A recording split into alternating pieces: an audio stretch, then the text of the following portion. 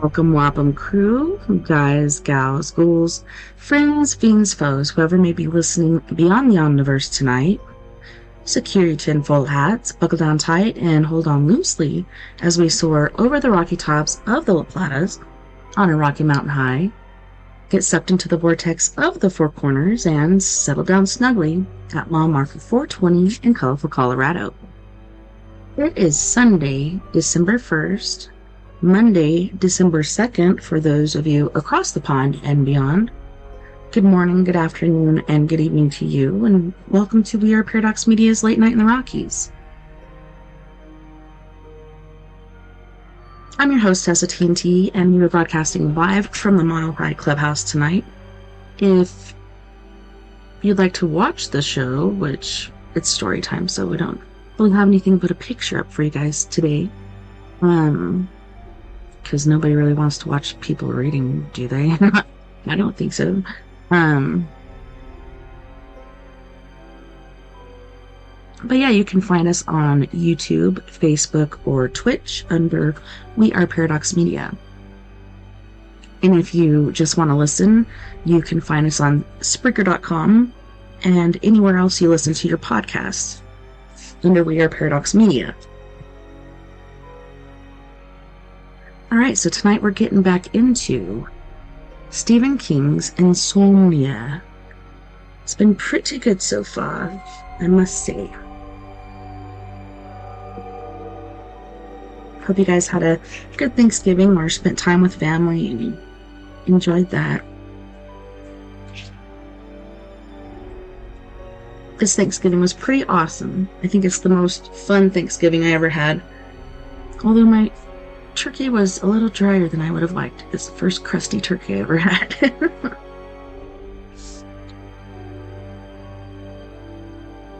Alright, Chapter 7, Section 1.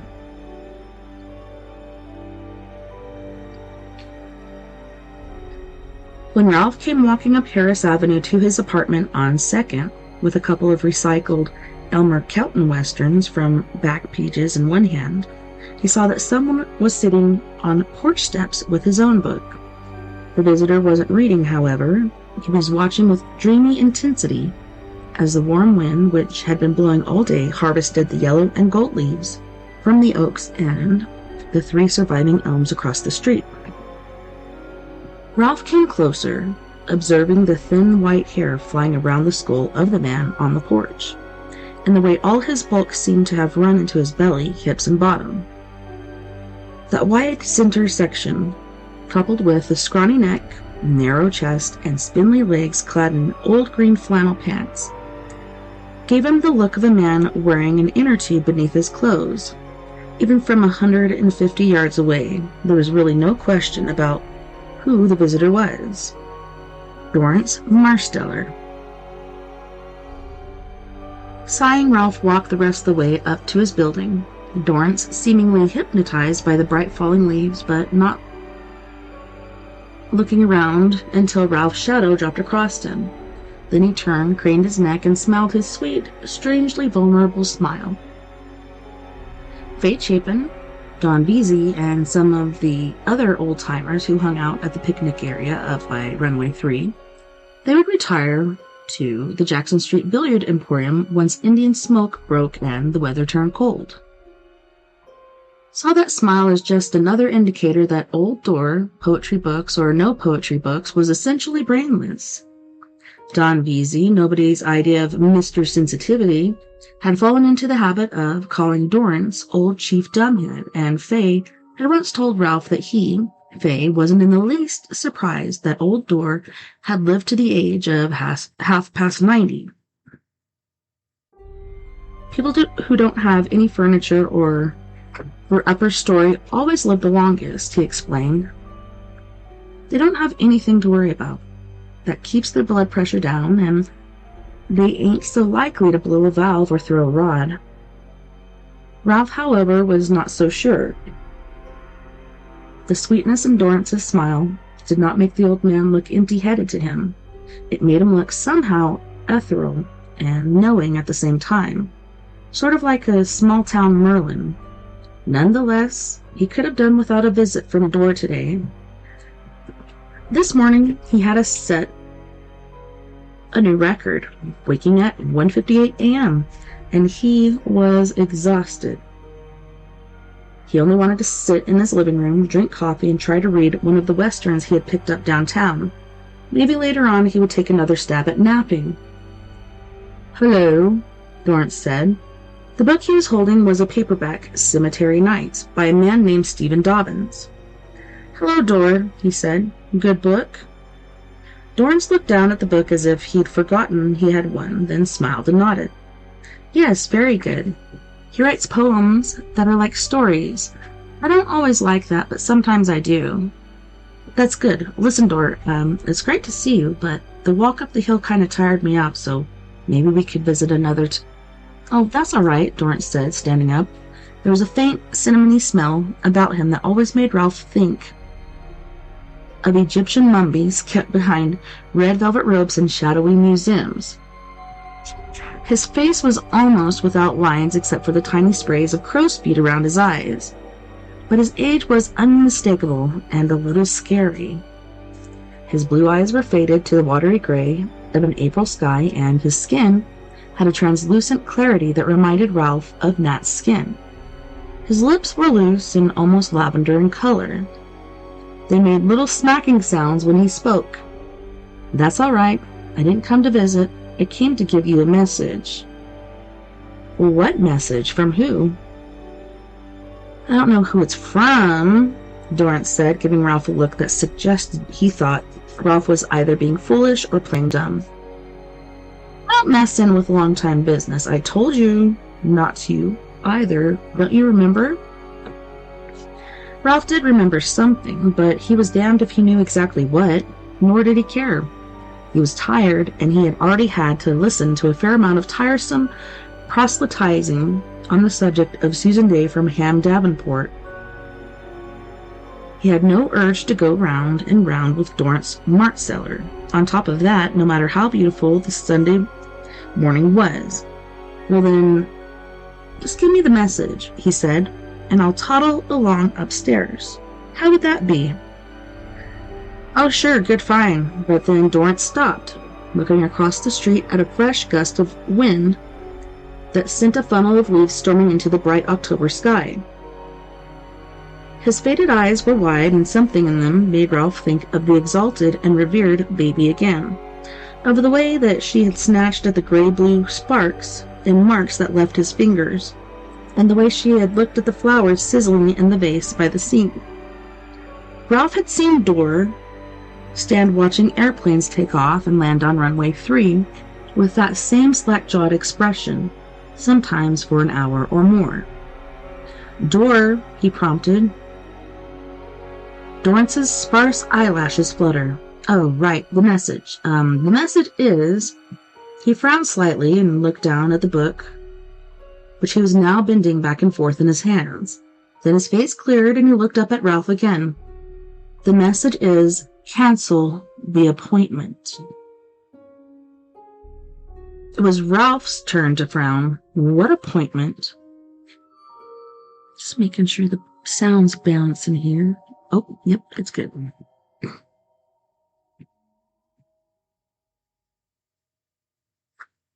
"You shouldn't have messed in," Dorrance repeated, then heaved a big sigh. "But it's too late now. Done bun, can't be undone. Just cancel the appointment. Don't let that fella stick any pins in you."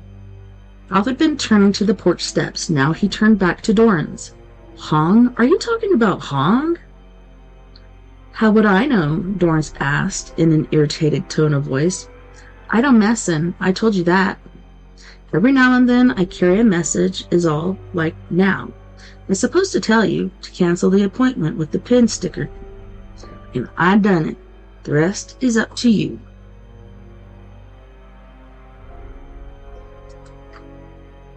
Dorrance was looking up at the trees across the street again, his odd, lineless face wearing an expression of mild exultation. The strong fall wind rippled his hair like seaweed. When Ralph touched his shoulder, the old man turned to him willingly enough, and Ralph suddenly realized that what Fade Chapin and the others saw as foolishness might actually be joy. If so, the mistake probably said more about them than it did about Old Dor. Dorrance? What, Ralph? This message. Who gave it to you? Dorrance thought it over, or perhaps only appeared to think it over, and then held out his copy of Cemetery Nights. Take it. No, I'll pass, Ralph said. I'm not much on poetry, Dor. You'll like these. They're like stories. Ralph restrained a strong urge to reach out and shake the old man until his bones rattled like castanets. I just picked up a couple of haute operas downtown and back pages. What I want to know is who gave you the message about... Lawrence thrust the book of poems into Ralph's right hand, the one not holding the westerns, with surprising force. One of them starts, each thing I do, I rush through, so I can do something else. And before Ralph could say another word, Old Dor cut across the lawn to the sidewalk. He turned left and started toward the extension with his face turned dreamily up to the sky, where the leaves flew wildly, as if to some rendezvous over the horizon. Dorrance, Ralph shouted, suddenly infuriated. Across the street, at the Red Apple, Sue was sweeping fall leaves off the hot top in front of the door. At the sound of Ralph's voice, she stopped and looked curiously over at him, feeling stupid, feeling old. Ralph manufactured what he hoped looked like a big, cheerful grin and waved to her. Sue waved back and resumed her sweeping. Dorrance, meanwhile, had continued serenely on his way. He was now almost half a block up the street. Ralph decided to let him go. Section 2. He climbed the steps to the porch, switching the book Dorrance had given him to his left hand so he could grope with his key ring, and then saw he didn't have to bother. The door was not only unlocked, but standing ajar. Ralph had scolded McGovern repeatedly for his carelessness about locking the front door, and had thought he was finally having some success in getting the message through his downstairs tenant's thick skull. Now, however, it seemed that McGovern had backslid. "Damn it, Bill," he said under his breath, pushing his way into the shadowy lower hall and looking nervously up the stairs. It was all too easy to imagine Ed New lurking up there, broad daylight or not. Still, he could not stay here in the foyer all day. He turned the thumb bolt on the front door and started up the stairs. There was nothing to worry about, of course. He had one bad moment when he thought he saw someone standing in the far corner of the living room. But it was only his own old gray jacket. He had actually hung it on a coat tree for a change instead of just sliding it onto a chair or draping it over the arm of the sofa. No wonder it had given him a turn. He went into the kitchen and, with his hands poked into his back pockets, stood looking at the calendar. Monday was circled, and within the circle he had scrawled, Hong, 10 o'clock. I was supposed to tell you to cancel the appointment with Pin Sticker Man, and I've done it. The rest is up to you. For a moment, Ralph felt himself step back from his lie, and so he was able to look at the latest section of the mural it made instead of just the detail which was this day. What he saw frightened him, an unknown road hedging into a lightless tunnel where anything might be waiting. Anything at all. Then turn back, Ralph. But he had an idea. He couldn't do that. He had an idea he was for the tunnel, whether he wanted to go in or not. The feeling was not one of being led so much as it was one of being shoved forward by powerful invisible hands. Never mind, he muttered, rubbing his temples nervously with the tips of his fingers and still looking at the circle date. 2 days from now, on the calendar. Let's see, Insomnia, that's when things really started to... what? To get weird, he told the empty apartment. That's when things started to get really weird. Yes, weird. Lots of weird things. But the auras he was seeing were clearly the weirdest of them all. Could gray light? It had looked like living frost. Creeping over the man, reading the paper in daybreak sundown. The mother and son walking toward the supermarket, their entwined auras rising from their clasped hands like a pigtail. Helen and Nat buried in gorgeous clouds of ivory light. Natalie snatching at the marks left by his moving fingers.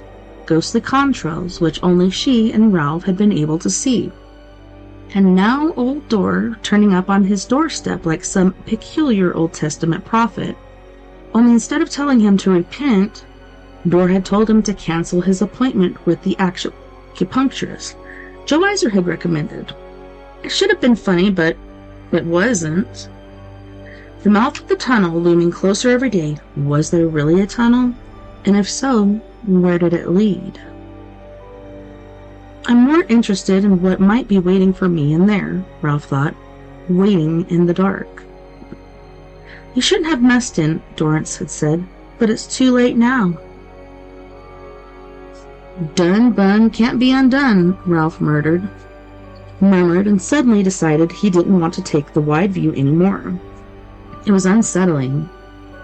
Better to move in close again and consider things a detail at a time, beginning with his appointment for acupuncture treatment. Was he going to keep it or follow the advice of old Dor, alias the ghost of Hamlet's father? It really wasn't a question that needed much thought. Ralph decided Joe Weiser had sweet-talked Hong's secretary into finding him an appointment in early October, and Ralph intended to keep it. If there was a path out of this thicket, starting to sleep through the night was probably it. And that made Hong the next logical step. Done bun can't be undone, he repeated, and went into the living room to read one of his westerns. Instead, he found himself paging through the book of poetry Dorrance had given him, Cemetery Nights by Stephen Dobbins. Dorrance had been right on both counts. The majority of the poems were like stories, and Ralph discovered that he liked them just fine. The poem from which old Dor had quoted was called Pursuit, and it began, "Each thing I do, I rush through so I can do something else. In such a way do the days pass, a blend of stock car racing and the never-ending building of a Gothic cathedral. Through the windows of my speeding car, I see all that I love falling away.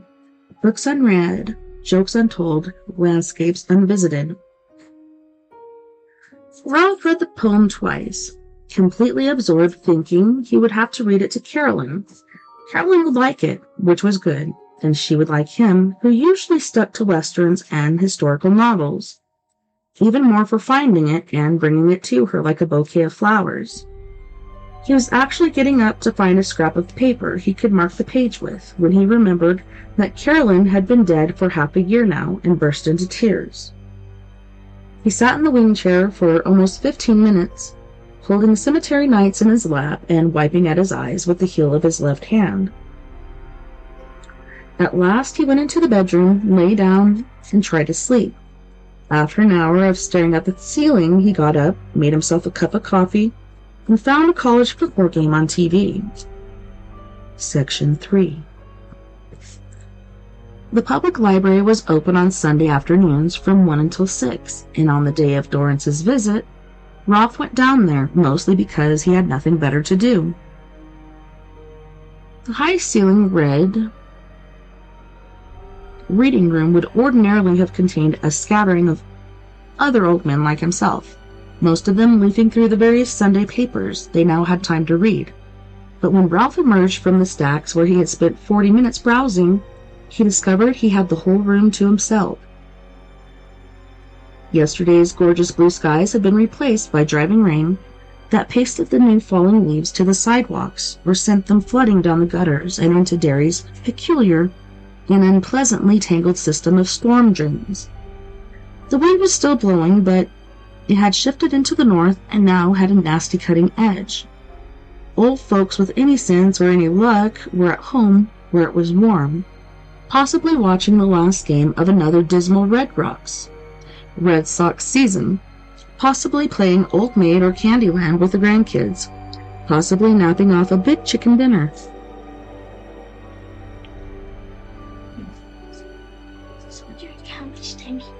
He has 25 minutes. Ralph, on the other hand, did not care for the Red Sox, had no children or grandchildren, and did not care for the Red Sox, and seemed to have completely lost incapacity for napping. He might once have had. So he had taken the 1 o'clock green route bus down to the library, and here he was wishing he had worn something heavier than his old scuffed gray jacket. The reading room was chilly, gloomy as well. The fireplace was empty, and the clackless radiators strongly suggested that the furnace had yet to be fired up. The Sunday librarian hadn't bothered flipping the switches that turned on the hanging overhead globes either. The light which did manage to find its way in here seemed to fall dead on the floor, and the corners were full of shadows. The loggers and soldiers and drummers and Indians and the old paintings on the walls looked like malevolent ghosts. Cold rain sighed and gusted against the windows.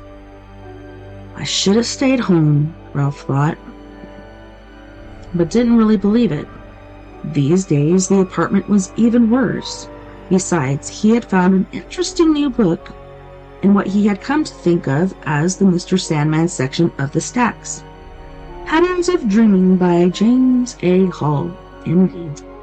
He turned on the overheads, rendering the room marginally less gruesome, sat down at one of the 4 long empty tables, and was soon absorbed in his reading.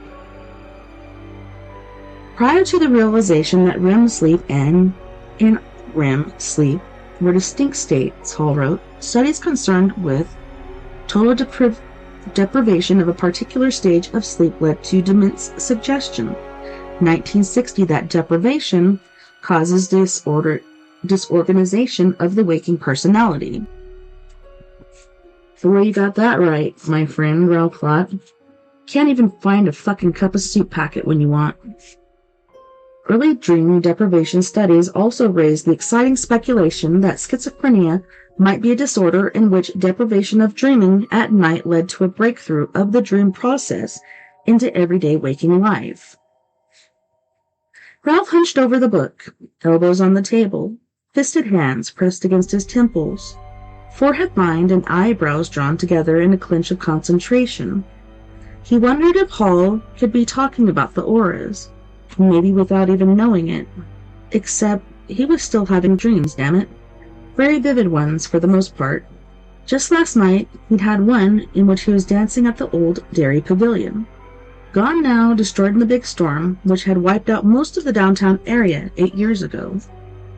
With Louis Chase, he seemed to have taken her out with the intention of proposing to her, but Trigger Vacon, of all people, had kept trying to cut in. He rubbed his eyes with his knuckles, tried to focus his attention, and began to read again. He did not see the man in the baggy gray sweatshirt materialize in the doorway of the reading room and stand there, silently watching him. After about 3 minutes of this, the man reached beneath the sweatshirt. Charlie Brown's dog Snoopy was on the front, wearing his Joe Cool glasses, and produced a hunting knife from the scabbard on his belt. The hanging overhead globes threw a thread of light along the knife's serrated blade as the man turned it this way and that, admiring the edge. Then he moved forward toward the table where Ralph was sitting with his head propped on his hands. He sat down beside Ralph, who noticed that someone was there only in the faintest, most distant way. Tolerance to sleep loss varies somewhat with the age of the subject. Younger subjects show an earlier onset of disturbance and more physical reactions, while older subjects... A hand closed lightly on Ralph's shoulder, startling out of the book his concentration. I wonder what they'll look like, an ecstatic voice whispered in his ear, the words flowing on a tide of what smelled like spoiled bacon cooking slowly in a bath of garlic and rancid butter. Your guts, I mean. I wonder what they'll look like when I let them out all over the floor. What do you think, you godless baby-killing centurion? Do you think they'll be yellow, or black, or red, or what? Something hard and sharp pressed into Ralph's left side and then slowly traced its way down along his ribs. I can't wait to find out, the ecstatic voice whispered. I can't wait. Section 4. Ralph turned his head slowly, hearing the tendons in his neck creak. He didn't know what the name of the man with the bad breath, the name who was sticking something that felt too much like a knife, not to be one into his side, but he recognized him at once. The horn-rimmed glasses helped, but the zany gray hair standing up in the clumps that reminded Ralph simultaneously of Don King and Albert Einstein was the clincher. It was the man who had been standing with Ed DeMew in the background of the newspaper photo that had showed Ham Davenport with his fist raised and Dan Dalton wearing Davenport's choice not fear sign for a hat. Ralph thought he had seen this same guy in some of the TV news stories about the continuing abortion demonstrations. Just another sign-waving, chanting face in the crowd. Just another spear carrier, except it now seemed that this particular spear carrier intended to kill him.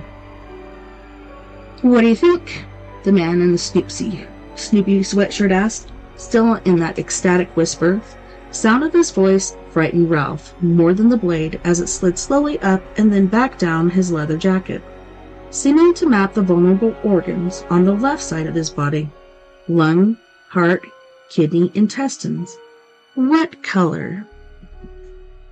His breath was nauseating, but Ralph was afraid to pull back, turn his head, afraid that any gesture might cause the knife to stop tracking and plunge. Now it was moving back up his side again. Behind the thick lenses of his horn rims, the man's brown eyes floated like strange fish. The expression in them was disconnected and oddly frightened, Ralph thought. The eyes of a man who would see signs in the sky and perhaps hear voices whispering from deep in the closet late at night. I don't know, Ralph said. I don't know why you'd want to hurt me in the first place. He shot his eyes quickly around, still not moving his head, hoping to see someone, anyone, but the reading room remained empty. Outside the wind gusted and rain racketed against the windows. Because you're a fucking centurion, the gray-haired man spat, a fucking baby killer stealing the fetal unborn, selling them to the highest bidder. I know all about you. Ralph dropped his right hand slowly from the side of his head. He was right-handed, and all the stuff he happened to pick up in the course of the day generally went into the handiest right-hand pocket of whatever he was wearing. The old gray jacket had big flat pockets, but he was afraid that even if he could sneak his hand in there unnoticed, the most lethal thing he would find was apt to be a crumpled-up dentine wrapper. He doubted that he even had nail clippers. Ed DeMew told you that, didn't he? Ralph asked, then grunted as the knife poked painfully into his side, just below the place where his ribs stopped. Don't speak his name, the man in the Snoopy sweatshirt whispered. Do you even speak his name? Stealer of infants, cowardly murderer, centurion? He thrust forward with the blade again, and this time there was real pain as the tip punched through the leather jacket. Ralph didn't think he was cut, yet anyway, but he was quite sure the nut had already applied enough pressure to leave a nasty bruise. That was okay, though. If he got out of this with no more than a bruise, he would count himself lucky. All right, he said. I won't mention his name. Say you're sorry, the man in the Snoopy sweatshirt hissed, prodding with the knife again. This time it went through Ralph's shirt, and he felt the first warm trickle of blood down his side. What's under the point of the blade right now, he wondered. Liver? Gallbladder? What's under there on the left-hand side? He either couldn't remember or didn't want to. A picture had come into his mind, and it was trying to get in the way of any organized thought. A deer hung head down from a set of scales outside some country store during hunting season. Glazed eyes, lolling tongue, and a dark slit up the belly where a man with a knife just like this one, had opened it up and yanked its works out, leaving just head meet and hide. "I'm sorry," Ralph said in a voice which was no longer steady. "I am really." "Yeah, right, you ought to be, but you aren't. You aren't." Another prod, a bright lance of pain, more wet heat trickling down his side. And suddenly the room was brighter, as if 2 or 3 of the camera crews, which had been wandering around Derry since the abortion protest began, had crowded in there and turned on floodlights they mounted over their video cams. There were no cameras, of course. The lights had gone on inside of him. He turned toward the man with the knife, the man who was actually pressing the blade into him now, and saw he was surrounded by a shifting green and black aura that made Ralph think of swamp fire. The dim phosphorescence he had sometimes seen in the marshy woods of after dark. Twisting through it were spiky brambles of purest black. He looked at his assailant's aura with mounting dismay, hardly feeling the tip of the knife sink a 16th of an inch deeper into him. He was distantly aware that blood was puddling at the bottom of his shirt, along the line of his belt, but that was all. "He's crazy, and he really does mean to kill me. It isn't just talk. He's not quite ready to do it yet. He hasn't quite worked himself up to it, but he's almost there. And if I try to run, if I try to move even an inch away from the knife he's gotten me, he'll do it right away. I think he's hoping I will decide to move. Then he can tell himself I brought it on myself, that it was my own fault. You and your kind, oh boy." The man with the zany shock of gray hair was saying, "We know all about you." Ralph's hand had reached the right pocket and felt a largest something inside he didn't recognize or remember putting there. Not that that meant much. When you could no longer remember if the last 4 digits of the Cinema Center phone number were 1317 or 1713, anything was possible. "You guys, oh boy," the man with the zany hair said. "Oh boy, oh boy, oh boy." This time Ralph had no trouble feeling the pain when the man pushed with the knife. The tip spread a thin red net all the way across the curve of his chest wall and up the nape of his neck. He uttered a low moan, and his right hand clamped tight on the gray jacket's right-hand pocket, molding the leather to a curved side of the object inside. "Won't scream," the man with the zany hair said in that low, ecstatic whisper. "Oh, jeepers, Weasley Crow, you don't want to do that."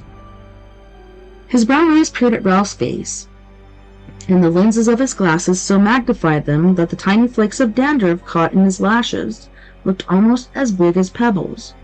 Ralph could see the man's aura even in his eyes, or went sliding across his pupils like green smoke across black water.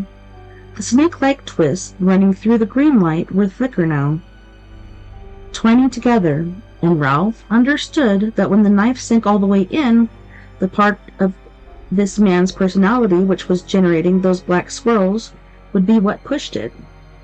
The green was confusion and paranoia. The black was something else, something from outside, much worse. "No," he gasped. I won't scream. Yet I could feel your heart, you know. It's coming right up the blade of the knife and into the palm of my hand. It must be beaten really hard." The man's mouth pulled up in a jerky, humorless smile. Flecks of spittle clung to the corners of his lips. "Maybe you'll just keel over and die of a heart attack. Save me the trouble of killing you." Another gust of the sickening breath washed over Ralph's face. "You're awful old." Blood was now running down his side in what felt like 2 streams, maybe even 3. The pain of the knife point gouging into him was maddening, like the stinger of a gigantic bee. Or a pin, Ralph thought, and discovered that this idea was funny in spite of the fix he was in, or perhaps because of it. This was the real pin sticker man. James Roy Hong could be the only pale imitation. And I never had a chance to cancel this appointment, Ralph thought. But then again, he had an idea that nuts like the guy in the Snoopy sweatshirt didn't take cancellations. Nuts like this had their own agenda, and they stuck to it, come hill or high water. Whatever else might happen, Ralph knew he couldn't stand that knife tip boring into him much longer. He used his thumb to lift the flap of his coat pocket and slipped his hand inside. He knew what the object was the minute his fingers touched it. The aerosol can Gretchen had taken out of her purse and put on his kitchen table. "A little present from all your grateful friends at Woman Care," she had said. Ralph had no idea how it had gotten from the top of the kitchen cabinet where he had put it into the pocket of his battered old fall jacket, and he didn't care. His hand closed round it, and he used his thumb again, this time to pop off the can's plastic top. He never took his eyes away from the twitching, frightening, exhilarated face of the man with the zany hair as he did this. "I know something," Ralph said. "If you promise not to kill me, I'll tell you." "What?" the man with the zany hair asked. "Jeepers, what could a scum like you know?" "What could a scum like me know?" Ralph asked himself. And the answer came at once, popping into his mind like jackpot bars in the windows of a slot machine. He forced himself to lean into the green aura swirling around the man, into the terrible cloud of stink coming from his disturbed guts. At the same time, he eased the small can from his pocket, held it against his thigh, and settled his index finger on the button which triggered the spray. "I know who the Crimson King is," he murmured. The eyes widened behind the dirty horn rims, not just in surprise but in shock, and the man with the zany hair recoiled a little. For a moment, the terrible pressure high on Ralph's left side eased.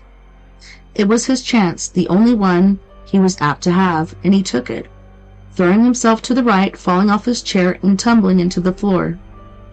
The back of his head smacked the tiles, but the pain seemed distant and unimportant compared to the relief at the removal of the knife point. The man with the zany hair squawked, a sound of mingled rage and resignation, as if he had become used to such setbacks over his long and difficult life.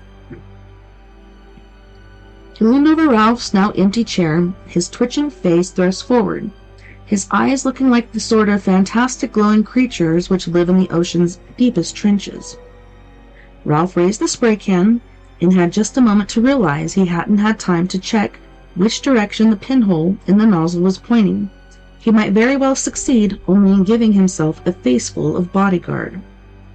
No time to worry about it now. He pressed the nozzle as the man with the zany hair thrust his knife forward. The man's face was enveloped in a thin haze of droplets that looked like stuff that came out of the pine-scented air freshener Ralph kept in the bathroom toilet tank. The lenses of his glasses fogged over. The result was immediate, and all Ralph could have wished for.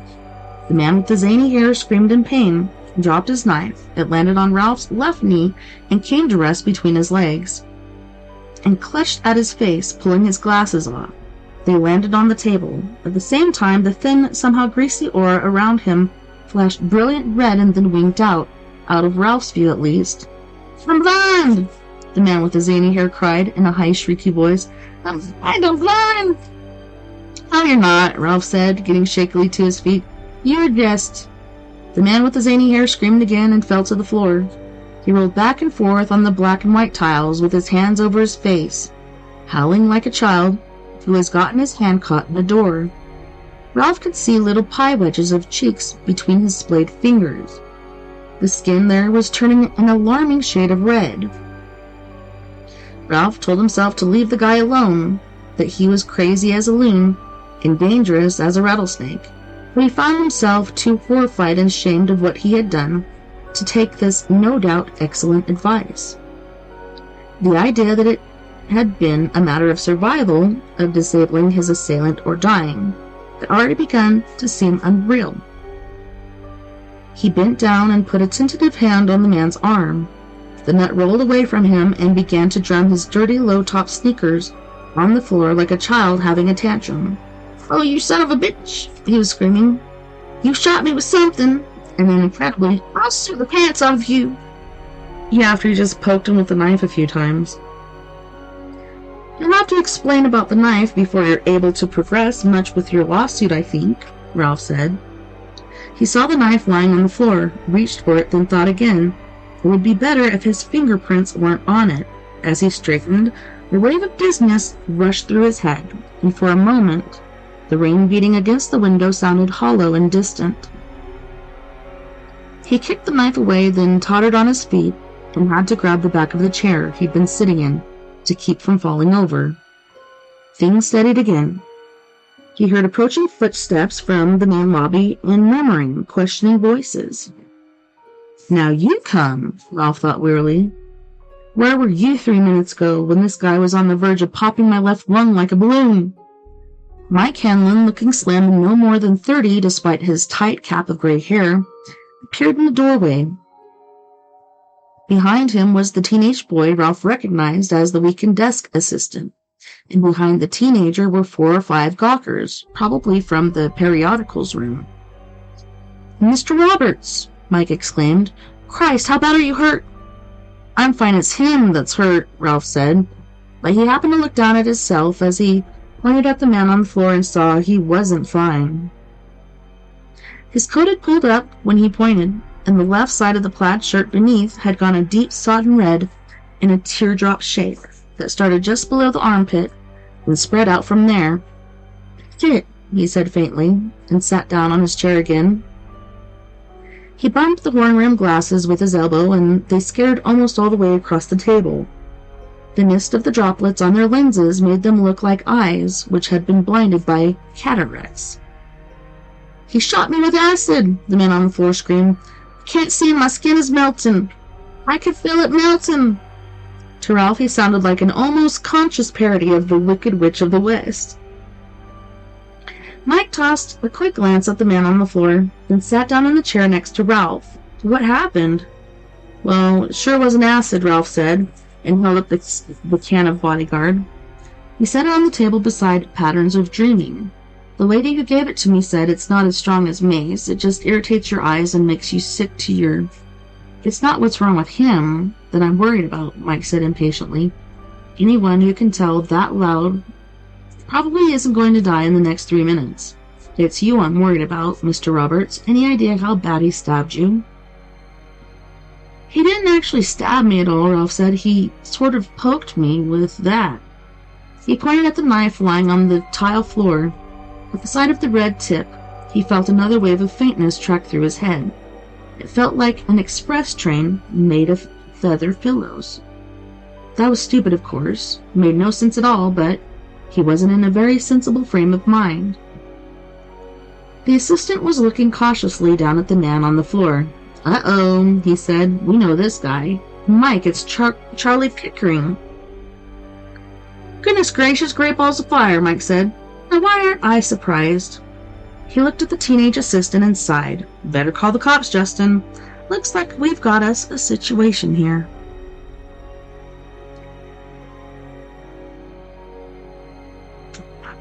Section 5. Am I in trouble for using that?" Ralph asked an hour later and pointed to one of the 2 sealed plastic bags sitting on the cluttered surface of the desk in Mike Hanlon's office. The strip of yellow tape marked "Evidence, Aerosol Can, date 10/3/93. In sight, Derry Public Library," ran across the front. "Not as much as your old pal Charlie's going to be in for using this," John Lydecker said, and pointed to the other sealed bag.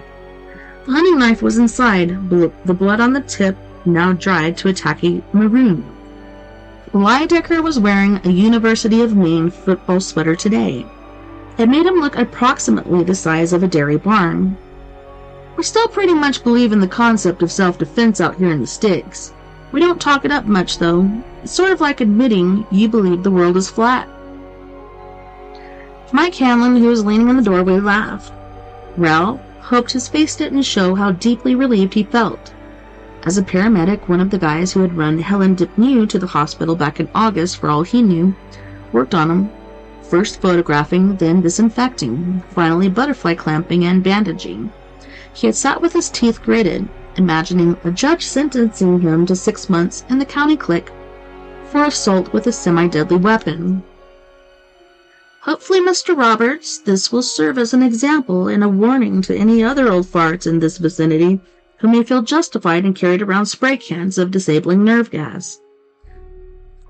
Lydecker looked Once more, the 6 Polaroid photographs lined up along the side of Hanlon's computer terminal. The fresh-faced emergency medical technician had taken the first 3 before patching Ralph up. This showed a small dark circle. It looked like the sort of oversized period made by children just learning to print. Low down on Ralph's side, the EMT had taken the second set of 3 after applying the butterfly clamp and getting Ralph's signature on a form attesting to the fact that he had been offered hospital service and had refused it.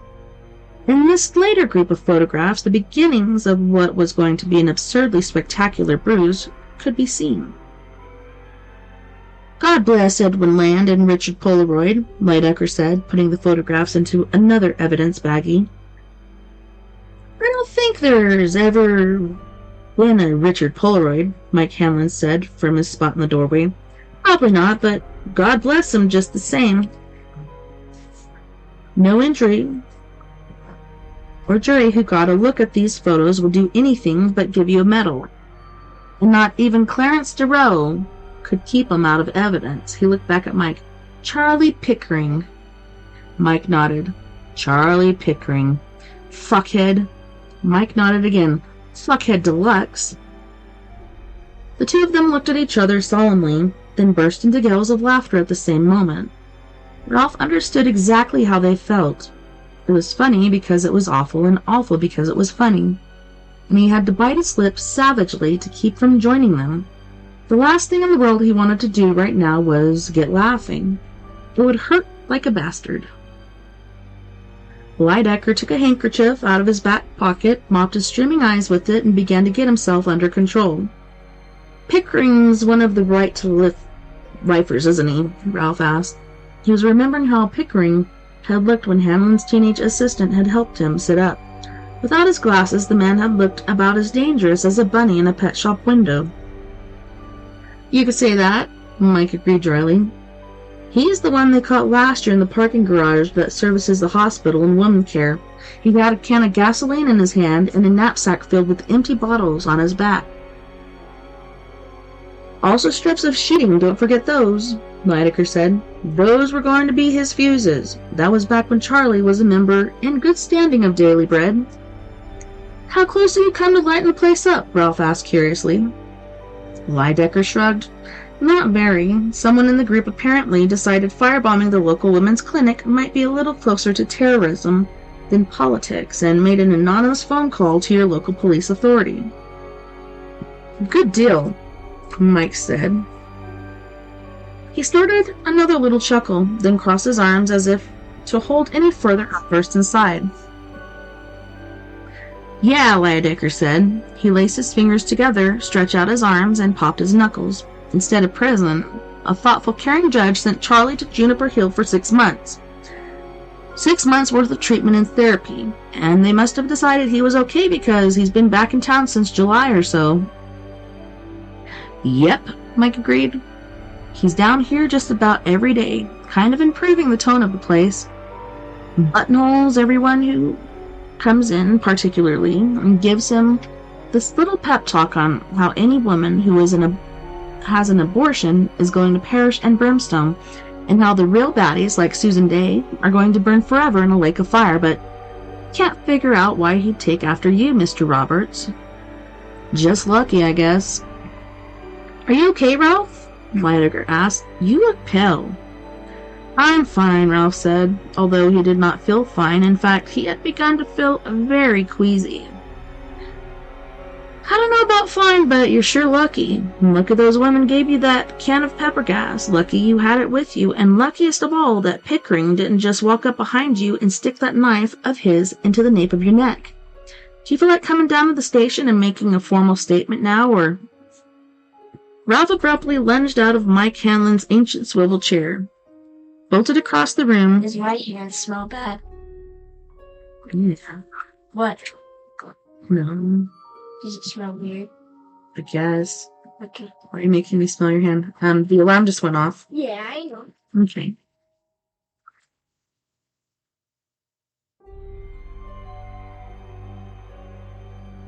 Ralph abruptly lunged out of Mike Hanlon's ancient swivel chair, bolted across the room with his left hand over his mouth, and clawed open the door in the rear right corner of the office, praying it wasn't a closet. If it was, he was probably going to fill it up. He's going to fill up Mike's galoshes with a partially processed grilled cheese sandwich and some slightly used tomato soup. It turned out to be the room he needed. Ralph dropped to his knees in front of the toilet and vomited with his eyes closed and his left hand clamped tightly against the hole Pickering had made in his side. Pain as his muscles first locked and then pushed was still enormous. "I take it that's a no," Mike Hanlon said from behind him, and then put a comforting hand on the back of Ralph's neck. "Are you okay? Do you get that thing bleeding again?" "I don't think so," Ralph said. He started to unbutton his shirt, then paused and clamped his arm tight against his side again, as his stomach gave another lurch before quieting once more. He raised his arm and looked at the dressing. It was pristine. "I appear to be okay." "Good," Lidecker said. He was standing just behind the librarian. "You done?" "I think so, yes." Ralph looked at Mike shamefacedly. "I apologize for that." "Don't be a goof." Mike helped Ralph to his feet. "Come on," Lidecker said. "I'll give you a ride home. Tomorrow will be time enough for the statement. What you need is to put your feet up and rest for the day and a good night's sleep tonight." "Nothing like a good night's sleep," Ralph agreed. They had reached the office door. "You want to let go of my arm now, Detective Lidecker? We're not going steady just yet, are we?" Lidecker was smiling. "I guess we're not, but you can call me Jack if you want, or John. Just not Johnny, since my mother died. The only one who calls me Johnny is old Professor McGovern." Old Professor McGovern, Ralph thought. How strange that sounds. "Okay, John it is. And both of you guys can call me Ralph, as far as I'm concerned. Mr. Roberts is always going to be a Broadway play starring Henry Fonda." "You got it," Mike Hanlon said. "And take care of yourself." "I'll try," he said, then stopped in his tracks. "Listen, I have something to thank you for. Quite apart from your help today." Mike raised his eyebrows. "Oh?" "Yes, you hired Helen Depew. She's one of my favorite people, and she desperately needed the job, so thanks." Mike smiled and nodded. "I'll be happy to accept the bouquets, but she's the one who did me a favor, really. She's actually overqualified for the job, but I think she wants to stay in town." "So do I, and you've helped make it possible, so thanks again." Mike grinned. "My pleasure." Well, we're at section 6 of chapter 7, I believe it is. Yes. So we're going to go to our first music break. On this music break, we have the lovely and talented Miss Mia Savage. She was on our show yesterday evening, and we shared videos and pictures and talked about the crazy UFO sightings that are all over the place. I don't know about you guys, but yeah, I checked out a couple other places, and it's saying this alien invasion and sky war, basically, between however many races of aliens is supposed to be on the 3rd. Mia was thinking the 5th, but I've seen a couple other places where it does say the 3rd, so who knows? And I don't even know who the heck said this in the first place. Like, how would this feller know? But no, it was an awesome show, and we went a little long, so if you're on Spreaker, you can check it out on YouTube if you like. Or Twitch or Facebook under We Are Paradox Media. Alright, so Mia's going to be singing Let Me Be Your Home, Your Skeleton, Our New Reality, and Lemurian Crypto. This is Miss Mia Savage, her band Antidote for Savages. Don't go anywhere, we'll be right back after this music break.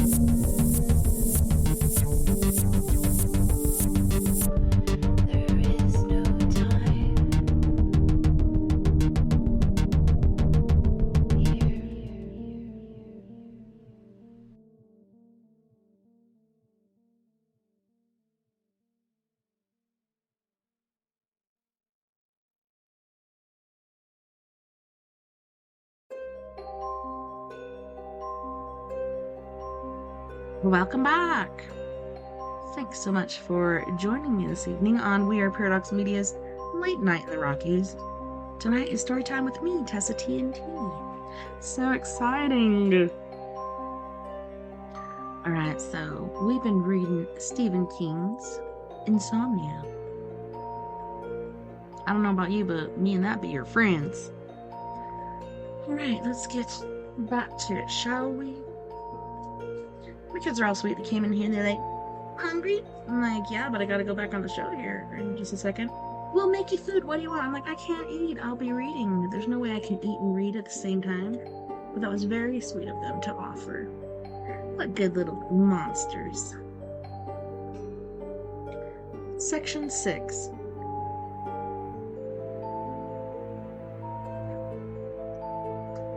Just checking my sound real quick, making sure you guys can hear me. Can you hear me yet? Looks like you can hear me. Alrighty then. Let's move right along, good. As Ralph and Lydecker stepped out behind the circulation desk, Lydecker said, I guess that honeycomb must have really turned the trick, huh? Ralph at first had absolutely no idea what the big detective was talking about. He might as well have asked a question in Esperanto. Your insomnia, Lydecker said patiently. You got past it, right? Must have. You look a gajillion times better than on the day I first met you.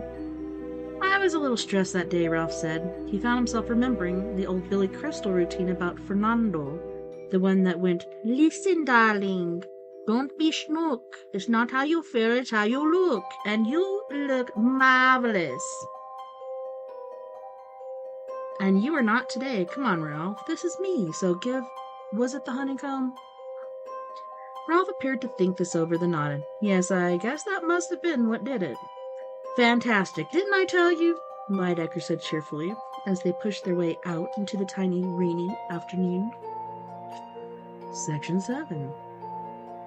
They were waiting for the light at the top of the up-mile hill when Ralph turned to Lydecker and asked what the chances were of nailing Ed as Charlie Pickering's accomplice.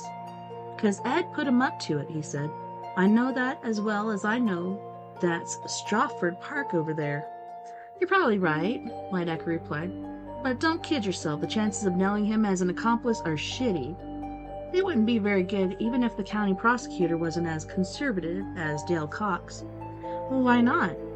"First of all, I doubt if we'll be able to show any deep connection between the two men. Second, guys like Pickering tend to be fiercely loyal to the people that they identify as friends, because they have so few of them. Their worlds are mostly made up of enemies. Under interrogation, I don't think Pickering will repeat much of any of what he told you while he was tickling your ribs with a hunting knife. Third, Eptip is no fool. Crazy, yes, maybe crazier than Pickering when you get right down to it, but no fool. He won't admit anything." Excuse me.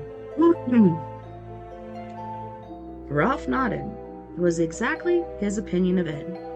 If Pickering did say that Dipney ordered him to find you and waste you on the grounds that you were one of these baby-killing, fetus-snatching centurions, Ed would just smile at us and nod and say he was sure that poor Charlie had told us that poor Charlie might even believe that. But that didn't make it true. The light turned green. Lydecker drove through the intersection, then bent left onto Harris Avenue. The windshield wipers thumped and flapped. Strawford Park on Ralph's right looked like a wavery mirage through a rain streaming down the passenger window. "And what could we say to that?" Lydecker asked. "The fact is, Charlie Pickering has got a long history of mental instability. When it comes to nuthatches, he's made the grand tour. Juniper Hill, Acadia Hospital, Bangor Mental Health Institute. If it's a place where they have free electrical treatments and jackets that button up the back, Charlie's most likely been there. These days, his hobby horse is abortion. Back in the late 60s, he hung a bug up his ass about Margaret Chase Smith. He wrote letters to everyone, Derry PD and state police, the FBI, claiming he and she was a Russian spy. He had the evidence, he said. Good God, that's incredible. Nope, that's Charlie Pickering, and I bet there's a dozen like him in this city. Every city this size in the United States. Well, all over the world. Ralph's hand crept to his left side and touched the square of bandage there. His fingers traced the butterfly shape beneath the gauze. What he kept remembering was Pickering's magnified brown eyes, how they had looked terrified and ecstatic at the same time. He was already having trouble believing the man on whom those eyes belonged had almost killed him, and he was afraid that by tomorrow the whole thing would seem like one of the so-called breakthrough dreams James A. Hall's book talked about. The bitch of it is, Ralph, a nut like Charlie Pickering makes the perfect tool for a guy like you. Right now, our little wife-beating buddy has got about a ton of deniability. Lydecker turned into the driveway next to Ralph's building and parked behind a large Oldsmobile with blotches of rust on the trunk lid and a very old sticker, Dukakis 88, on the bumper. Who's that brontosaurus belong to? The Pruff? No, Ralph said. That's my brontosaurus. Lydecker gave him an unbelieving look as he shoved the gear shift lever to his striped to-the-bone police department Chevy into parking.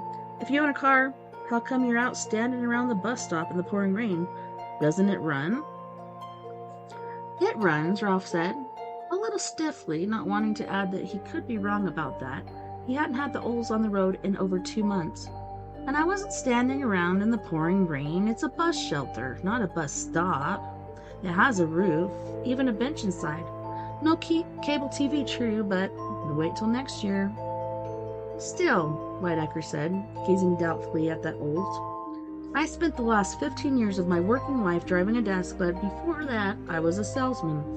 For 25 years or so, I averaged 800 miles a week. By the time I settled in at the print shop, I didn't care if I ever sat behind the wheel of a car again. And since my wife died, there hardly ever seems to be any reason to drive. The bus does me just fine for most things. All true enough. Ralph saw no need to add that he had increasingly come to mistrust both his reflexes and his short vision.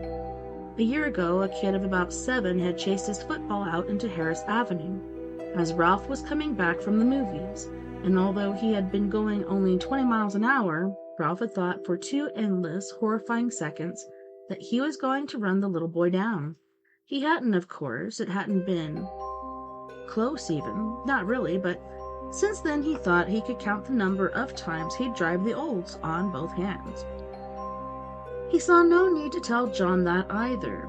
Well, whatever does it for you, Lydecker said, giving the Olds a big wave. How does 1 o'clock tomorrow afternoon sound for the statement, Ralph? I come on at noon, so I could just kind of look over your shoulder, bring you a coffee if you wanted. That sounds fine, and thanks for the ride. No problem. One other thing. Ralph had started to open the door. Now he closed it again and turned back to Lydecker, eyebrows raised. Lydecker looked down at his hands, shifted uncomfortably behind the wheel, cleared his throat, then looked up again. I just want to say that, I think you're a class act, Lydecker said.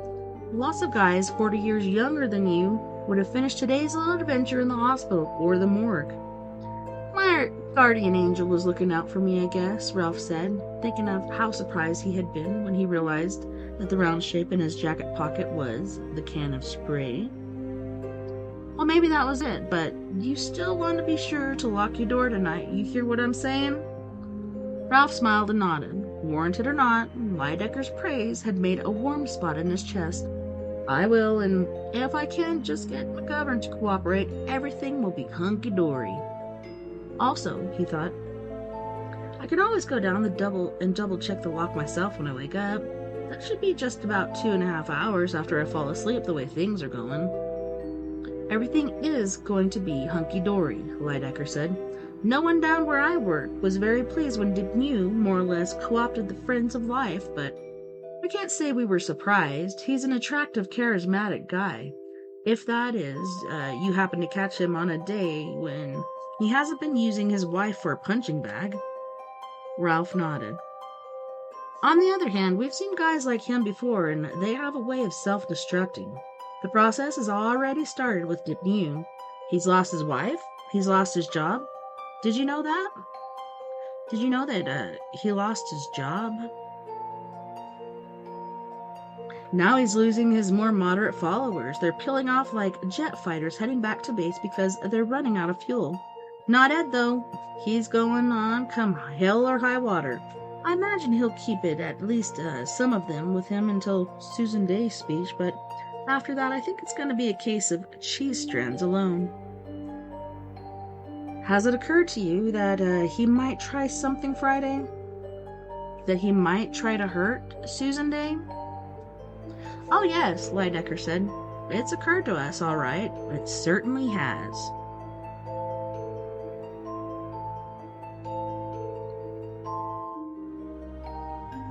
Section 8. Ralph was extremely happy to find the porch door locked this time. He unlocked it just long enough to let himself in, then trudged up the front stairs, which seemed longer and gloomier than ever this afternoon. The apartment seemed too silent in spite of the steady beat of the rain on the roof, and the air seemed to smell of too many sleepless nights. Ralph took one of the chairs from the kitchen table over to the counter, stood on it, and looked at the top of the cabinet closest to the sink. It was as if he expected to find another can of Bodyguard, the original can. The one he'd put up here after seeing Helen and her friend Gretchen off. On top of that cabinet, and part of him actually did expect that. There was nothing up there, however, but a toothpick and old bus fuse and a lot of dust. He got carefully down off the chair, saw he had left muddy footprints on the sink, and used a swatch of paper towels to wipe them away. Then he replaced the chair at the table and went into the living room. He stood there letting his eyes run from the couch, with its dingy floral coverlet, to the wing chair, to the television sitting on its oak table between the two windows looking out on Harris Avenue.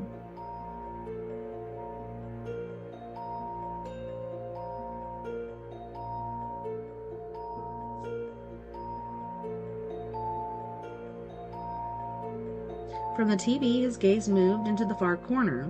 When he had come into the apartment yesterday, still a little on edge from finding the porch door unlatched, Ralph had briefly mistaken his jacket hanging on the coat tree in that corner for an intruder. Well, no need to be coy. He had thought for a moment that Ed had decided to pay him a visit. I never hang my coat up, though. It was one of those things about me, one of the few, I think, that used to genuinely irritate Carolyn. If I never managed to get in the habit of hanging it up when she was alive, I sure as shit haven't since she died. Nope, I'm not the one who hung this jacket up. Ralph crossed the room, rummaging in his pockets of the gray leather jacket, and putting the stuff he found on top of the television. Nothing in the left but an old roll of lifesavers with lint clinging to the top one. But the right-hand pocket was a treasure trove, even with aerosol can gone.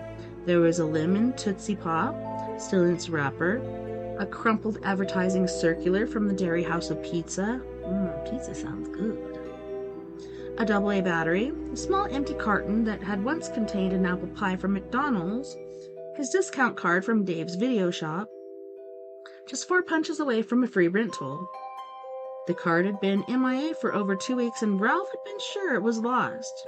A book of matches, various scraps of tinfoil, and a full piece of lined blue paper.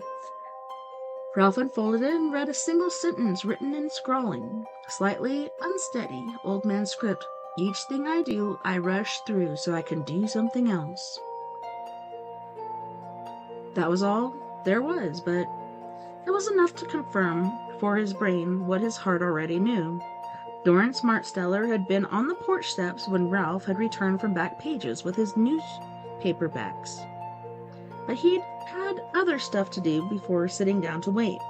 He had gone up to Ralph's apartment, taken the aerosol can from the top of the kitchen shelf, and put it in the right-hand pocket of Ralph's old gray jacket.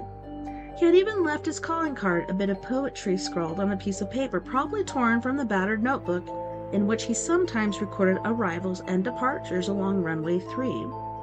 Then, instead of returning the jacket to wherever Ralph had left it, old Dor had hung it neatly on the coat tree. With that accomplished, Dumb, boom, can't be done. He had returned to the porch to wait. Last night, Ralph had given McGovern a scolding for leaving the front door unlocked again, and McGovern had borne it as patiently as Ralph himself had borne Carolyn's scoldings about tossing his jacket onto the nearest chair when he came in instead of hanging it up. But now Ralph found himself wondering if he hadn't accused Bill unjustly. Perhaps old Dora had picked the lock, or Witch did. Under the circumstances, Wittery seemed the more likely choice because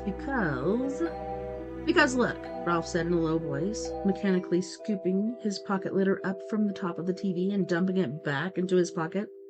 It's not just like he knew I'd need the stuff. He knew where to find it, and he knew where to put it. The chill zigzagged up his back at that, and his mind tried to gavel the whole idea down. To label it mad, illogical, just the sort of thing a man with a grade A case of insomnia would think up. Maybe so, but that didn't explain the scrap of paper, did it? He looked at the scrawled words on the blue line sheet again. Each thing I do, I rush through so I can do something else. That wasn't his handwriting anymore, then Cemetery Nights was his book. Except it is now. Dor gave it to me, Ralph said, and the chill raged up his back again, jagged as a crack in a windshield. And what other explanation comes to mind? That can didn't just fly into your pocket, the sheet of notepaper either. That sense of being pushed by invisible hands toward the maw of some dark tunnel had returned. Feeling like a man in a dream, Ralph walked back toward the kitchen. On the way, he slipped out of the gray jacket and tossed it over the arm of the couch without even thinking about it. He stood in the doorway for some time, looking fixedly at the calendar with its picture of two laughing boys carving a jack-o'-lantern, looking at tomorrow's date, which was circled. Cancel the appointment with a pin sticker man, Lawrence had said, but that was the message, and today Knife Sticker Man had more or less underlined it. Hell, lit it in neon. Ralph hunted out a number in the yellow pages and dialed it. You have reached the office of Dr. James Roy Hong, a pleasant female voice informed him. There is no one available to take your call right now, so please leave a message. The sound of the tone. We will get back to you just as soon as possible.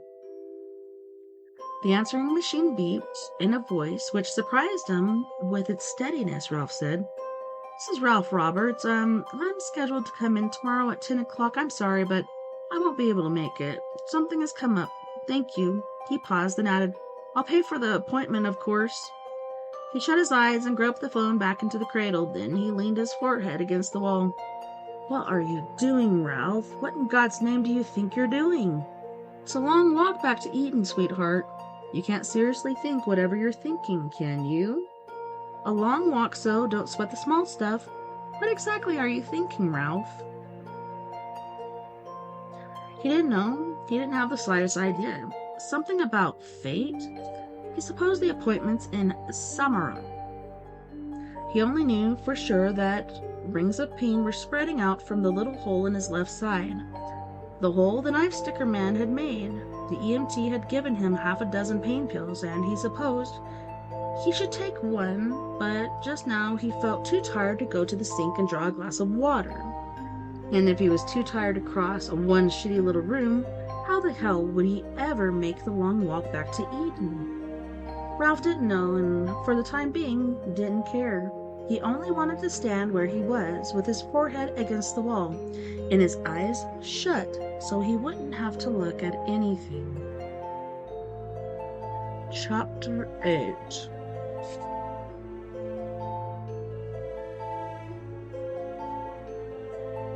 Section 1.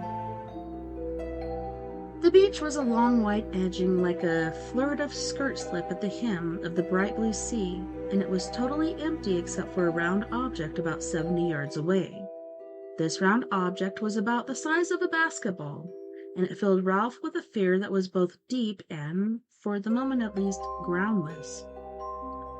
"Don't go near it," he told himself. "There's something bad about it, something really bad. It's a black dog barking at a blue moon. Blood in the sink? A raven perched on a bust of Pallas just inside my chamber door. You don't want to go near it, Ralph, and you don't need to go near it because this is one of Joe Weiser's lucid dreams. You can just turn and cruise away if you want. Except his feet began to carry him forward anyway, so maybe this wasn't a lucid dream. Not pleasant either, not at all, because the closer he got to that object on the beach, the less it looked like a basketball. It was by far the most realistic dream Ralph had ever experienced, and the fact that he knew he was dreaming actually seemed to heighten the sense of realism, of lucidity. He could feel the fine loose sand under his bare feet, warm but not hot. He could hear the grinding rock, throated roar of the incoming waves as they lost their balance and sprawled their way up the lower beach, where the sand glistened like wet tan skin. Could smell salt and drying seaweed, a strong and tearful smell that reminded him of summer vacations spent at Old Orchard Beach when he was a child. Hey, old buddy, if you can't change this dream, I think maybe you ought to hit the ejection switch and bail out of it. Wake yourself up, in other words, and right away. He had closed half the distance to the object on the beach, and there was no longer any question about what it was. Not a basketball, but a head. Someone had buried a human being up to the chin in the sand, and Ralph suddenly realized the tide was coming in. He didn't bail out, he began to run. As he did, the frothy edge of the wave touched the head. It opened its mouth and began to scream. Even raised in a shriek, Ralph knew that voice at once. It was Carolyn's voice. The froth of another wave ran up the beach and backwashed the hair, which had been clinging to the head's wet cheeks. Ralph began to run faster, knowing he was almost certainly going to be late. The tide was coming in fast. It would drown her long before he could free her buried body from the sand. You don't have to save her, Ralph. Carolyn's already dead, and it didn't happen on some deserted beach. It happened in room 317 of Derry Home Hospital. You were with her at the end, and the sound you heard wasn't surf but sleet hitting the window, remember? He remembered, but he ran faster nevertheless, sending puffs of sugary sand out behind him. You won't ever get to her, though, you know. That's how it is in dreams, don't you? Each thing you rush toward turns into something else. No, that wasn't how the poem went, or was it? Ralph couldn't be sure. All he clearly remembered now was that it had ended with the narrator running blindly from something deadly. Glancing over my shoulder, I see its shape, which is hunting him through the woods, hunting him and closing in. Yet he was getting closer to the dark shape in the sand. It wasn't changing into anything else either, and when he fell on his knees before Carolyn, he understood at once why he had not been able to recognize his wife of 45 years.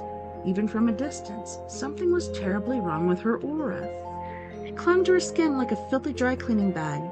When Ralph's shadow fell on her, Carolyn's eyes rolled up like the eyes of a horse that was shattered. Its leg had been shattered going over a high fence. She was breathing in rapid, frightened gasps, and each expulsion of air sent jets of gray-black aura from her nostrils. The tattered balloon string straggling up from the crown of her head was the purple-black of a festering wound. When she opened her mouth to scream again, an unpleasant glowing substance flew from her lips in gummy strings, which disappeared almost as soon as his eyes had registered their existence. "I'll save you, Carol!" he shouted. He fell on his knees and began digging at the sand around her like a dog digging up a bone. And as the thought occurred to him. He realized that Rosalie, the early morning scavenger of Harris Avenue, was sitting tiredly behind his screaming wife. It was as if the dog had been summoned by the thought. Rosalie, he saw, was also surrounded by one of those filthy black auras. She had Bill McGovern's missing Panama hat between her paws, and it looked as though she had enjoyed many a good chew on it since it had come into her possession. So that's where the damn hat went, Ralph thought, then turned back to Carolyn and began to dig even faster. So far he hadn't managed to uncover so much as a single shoulder. "Never mind me," Carolyn screamed at him. "I'm already dead, remember? Watch for the white man tracks, Ralph." The wave, glassy green on the bottom of the curled white of soap suds on top, broke less than 10 feet from the beach. It ran up the sand toward them, freezing Ralph's balls with cold water and burying Carolyn's head momentarily. and a grit-filled surge of foam. When the wave retreated, Ralph raised his own horror-filled shriek to the indifferent blue sky. The retreating wave had done in seconds what it had taken the radiation treatments almost a month to do. Took her hair, washed her bald, and the crown of her head had begun to bulge at the spot where the blackish balloon string was attached. "Carolyn, no!" he howled, digging even faster. The sand was now dank and unpleasantly heavy. "Never mind," she said. Gray-black puffs came from her mouth with each word, like dirty vapor from an industrial smokestack. "It's just a tumor, and it's inoperable, so don't lose any sleep over that part of the show." "What the hell? It's a long walk back to Eden, so don't sweat the small stuff, right? But you have to keep an eye out for those tracks. Carolyn, I don't know what you're talking about." Another wave came, wetting Ralph to the waist and inundating Carolyn again. When it withdrew, the swelling on the crown of her head was beginning to split open. "You'll find out soon enough," Carolyn replied, and then the swelling of her head popped with a sound like a hammer striking a slab of meat. A haze of blood flew into the clear, salty-smelling air, and a horde of black bugs the size of cockroaches came pouring out of her. Ralph had never seen anything like them before, not even in a dream, and they filled him with an almost hysterical loathing. He would have fled, Carolyn or not, but he was frozen in place, too stunned to move a single finger, let alone get up and run. Some of the black bugs ran back into Carolyn by the way of her screaming mouth, but most of them hurried down her cheek and shoulder to the wet sand. Their accusing alien eyes never left Ralph as they went. "All this is your fault," the eyes seemed to say. "You could have saved her, Ralph, and a better man would have saved her." "Carolyn!" he screamed. He put his hand out to her, then pulled them back, terrified of the black bugs which were still spewing out of her head. Behind her, Rosalie sat in her own small pocket of darkness, looking gravely at him and now holding McGovern's misplaced chapeau in her mouth. One of Carolyn's eyes popped out and lay on the wet sand like a blob of blueberry jelly. Bugs vomited from the now empty socket. "Carolyn!" he screamed. "Carolyn! Carolyn! Well, we're to section 2 of chapter 8, I believe it was. How disturbing. I don't want to stop reading, but I've kind of been kicking around the idea of sharing a creepy video like we generally do for story time. So, if we're going to do that, I do need to go to our second music break. We'll stop there on chapter 8, section 2. We'll get back to that next Sunday for story time with me, TessaTNT. Right now, we're going to go to our music break with the lovely and beautiful Miss Mia Savage, and she's going to be singing the bottom line, "Bury Me in Heaven, Not a Phase," and "Singing to Your Grave." You can find her group, Antidote for Savages, on, I believe it's Instagram? Yes. Check her out. Also, she's got videos on YouTube, so be sure to check those out as well. So don't go anywhere. We'll be right back after this music break. Cha-ching.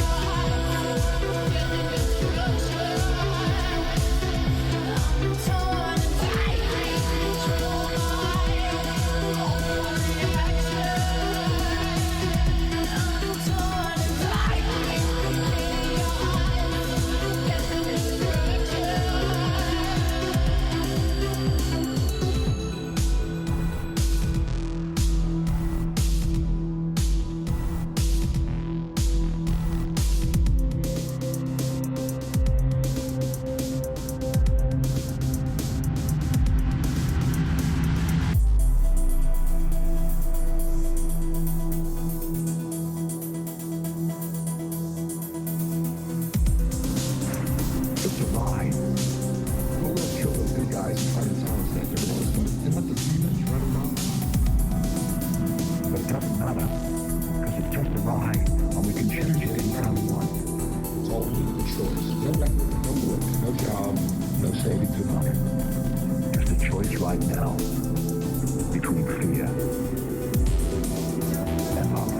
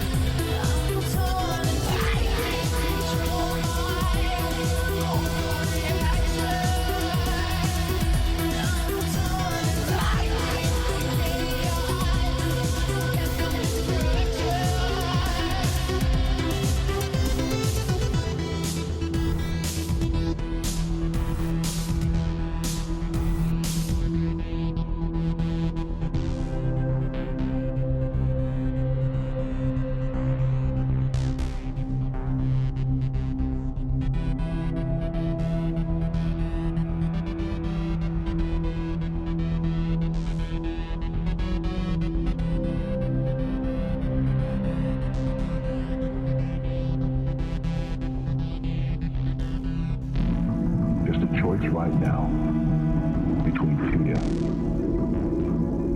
and love.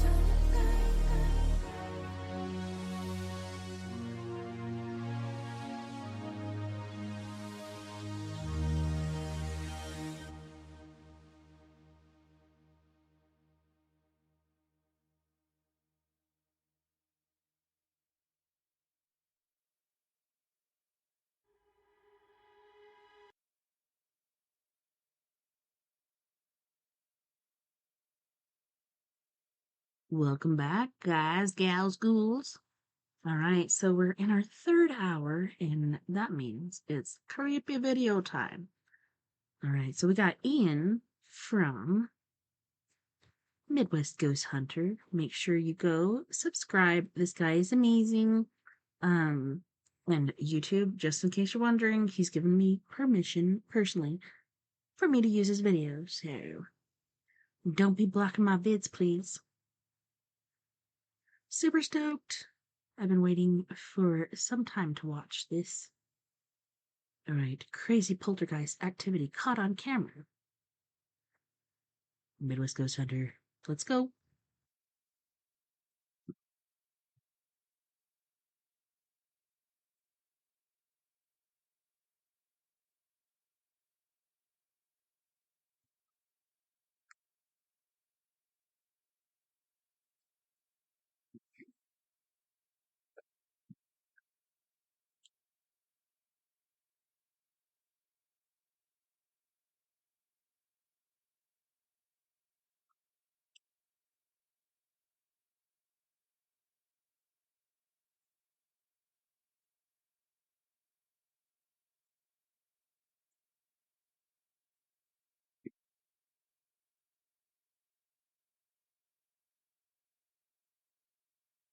Pretty.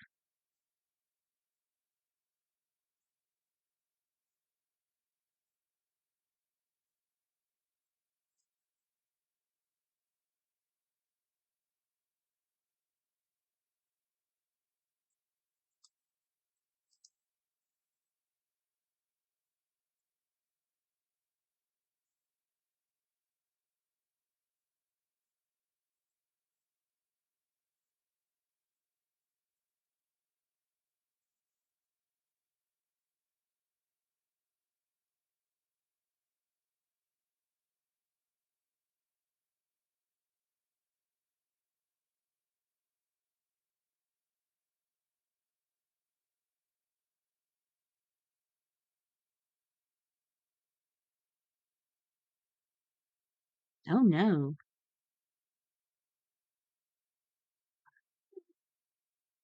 Is that really going to make you feel better?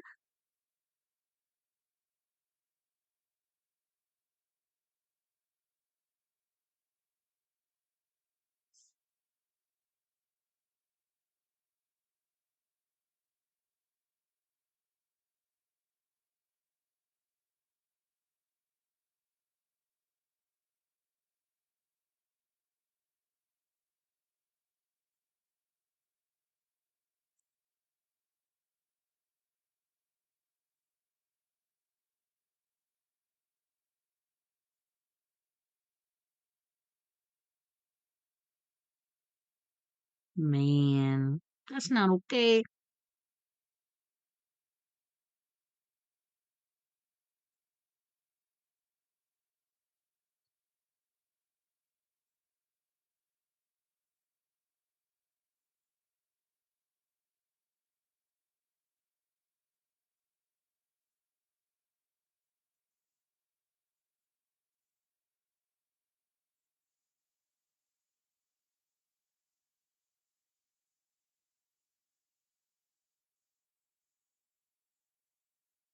Freaky floors. It's creepy already. Why is it so creepy?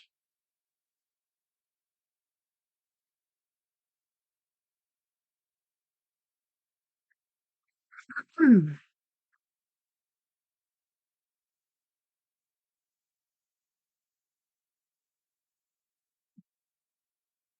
Well,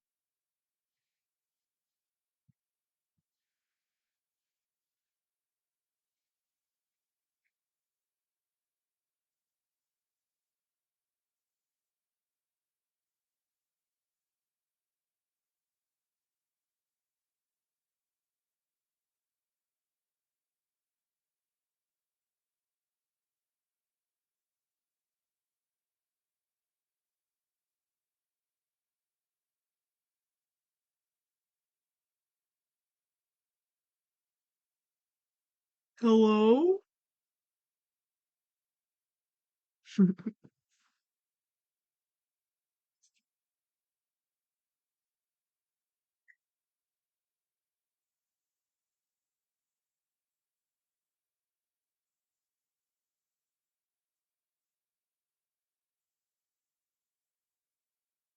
kind of creepy,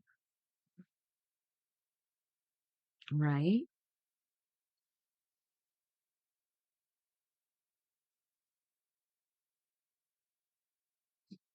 Yes, for sure. I'm picking up on that.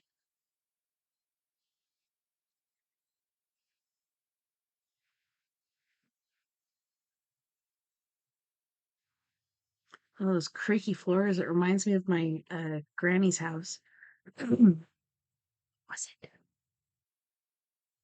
I don't know what happened.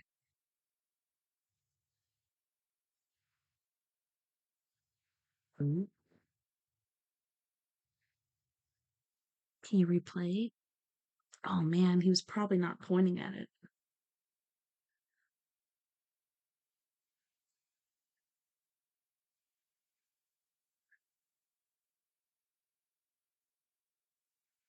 Never know.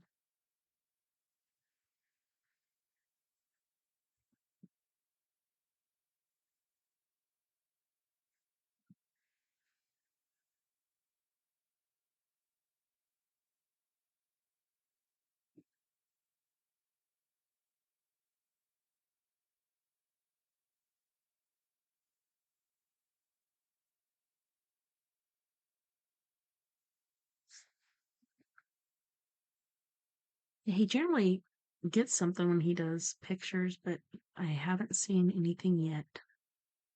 Oh, there's an orb. It's an orb. And it's moving quick.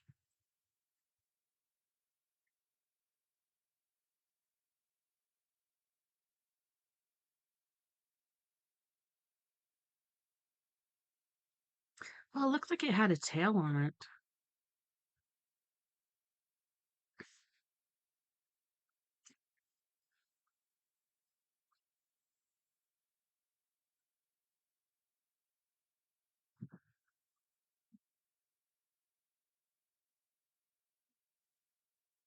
Hello?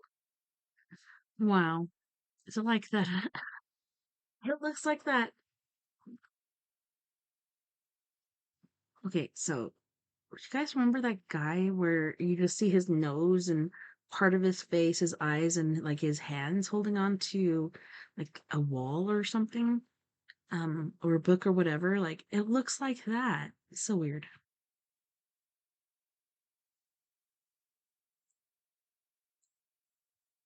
Mm-hmm.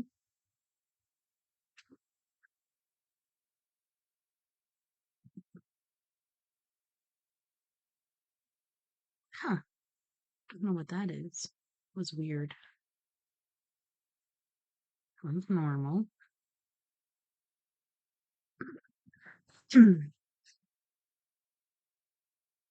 Whoa. Hello? That's what I hear.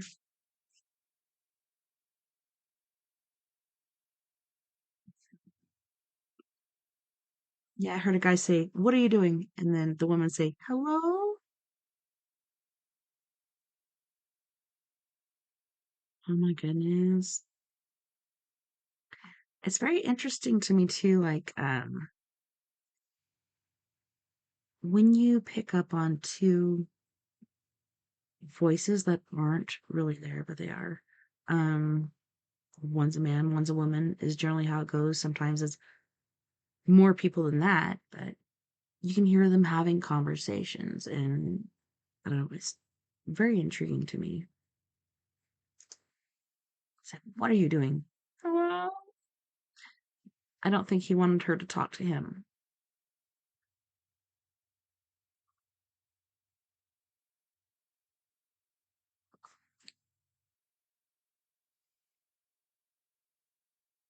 What?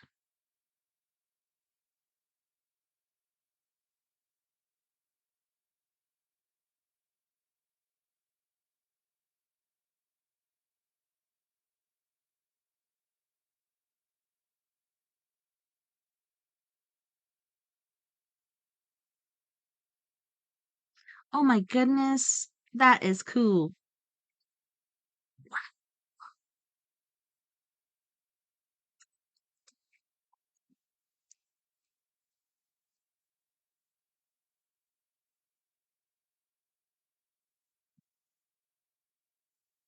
Ouch. Yeah, it was. It was like a little lady. She's all small and cute. Yeah, where's she at? She's like, I'm here. Now I'm not. Yep. Look at her. She's just like walking along. Hello? Oh, poor Alice.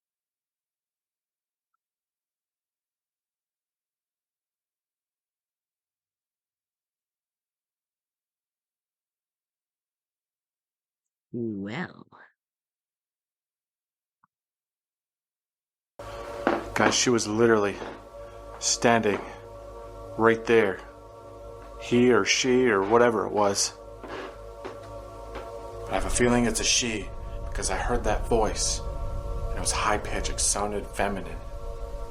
So, It did. I don't know. Alice, are you standing over here?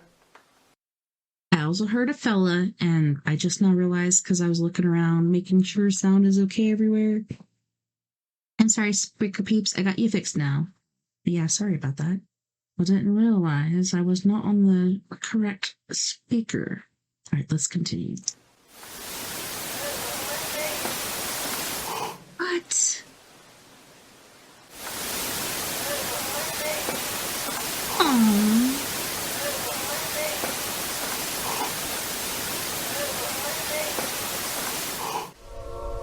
Oh my god. That's sad. There's nobody in here. And I'm hearing voices. And that was like the same voice from before. Is it true what they say? Is it true that you're still searching for your baby? So sad.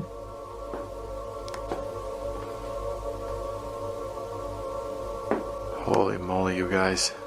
It feels like I'm being followed. Like everywhere I go. Yeah, I hate that.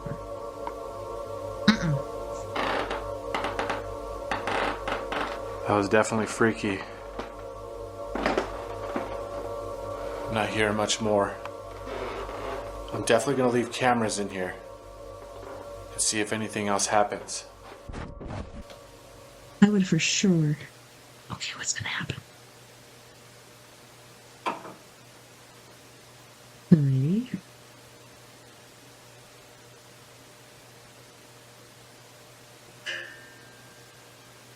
Ting.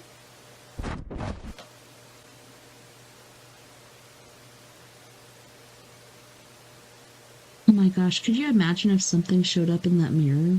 That would be so weird. Oh wow, the curtain moved. What?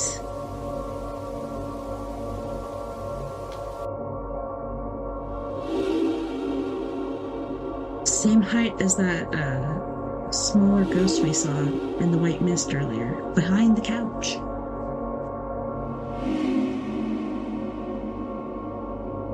Wow. Pretty awesome. It's like I'm saying, like, Ian picks up really good evidence.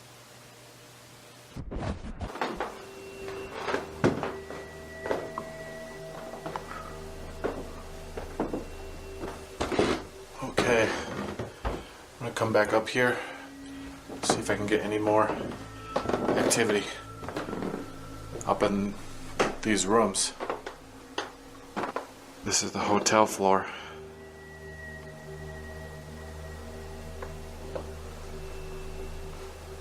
Hello?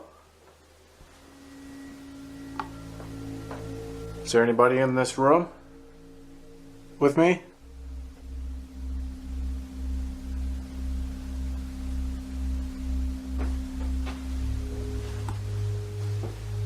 There's no particular claims in this room, but you never know. So there's no story, basically, I guess, is what he's trying to It's like say. a manly room. It's got like horns, a bull, and it's got like a Longhorns. cowhide as a carpet. Yeehaw. Is there anyone that haunts this room? Theodore Roosevelt. He haunts this room. No. That would be cool.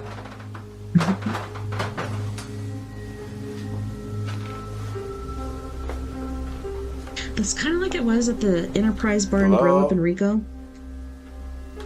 Is anyone? So I'm going to pause really quick, but we went up there to do a paranormal investigation. We were given the gift of staying there overnight. So me and me stayed in one room. There was like, I think 3 or 4 different rooms. I set up cameras upstairs. Nothing happened upstairs whatsoever. But downstairs in the bar, where the yellow-eyed cowboy or whatever the crack he calls them, like, there was all kinds of activity down there when we did our investigation. And that's also the same side of the valley as the white Bigfoot that was seen. But yeah, it's kind of remind me of that. Like, it's creepy and haunted downstairs, but not upstairs. One in this room? Room 3.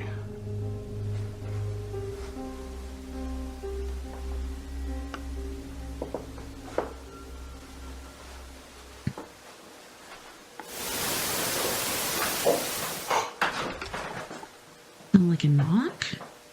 What the hell was that? I just freaking heard something out here. Did someone just make a noise out here?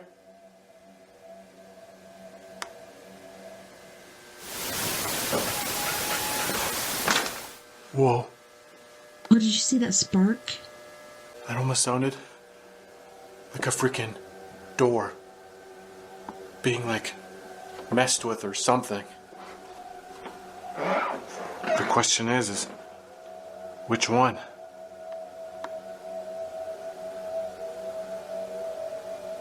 Whoever just made that sound, could you do it again? Who's down this hallway?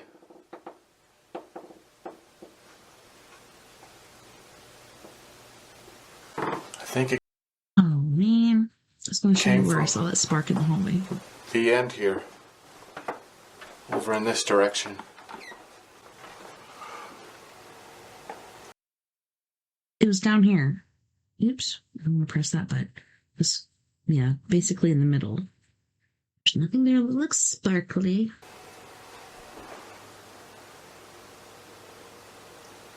I don't know if it was over here. Maybe. It's right below that frame, like going down the stairs or something. Okay, Mirrors really never mind. freak me out. It's over here.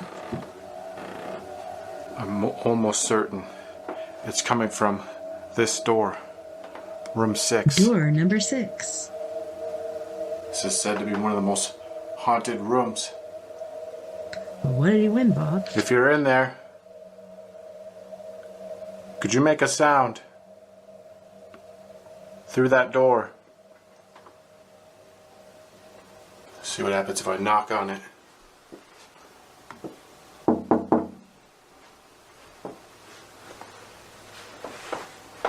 Anyone home?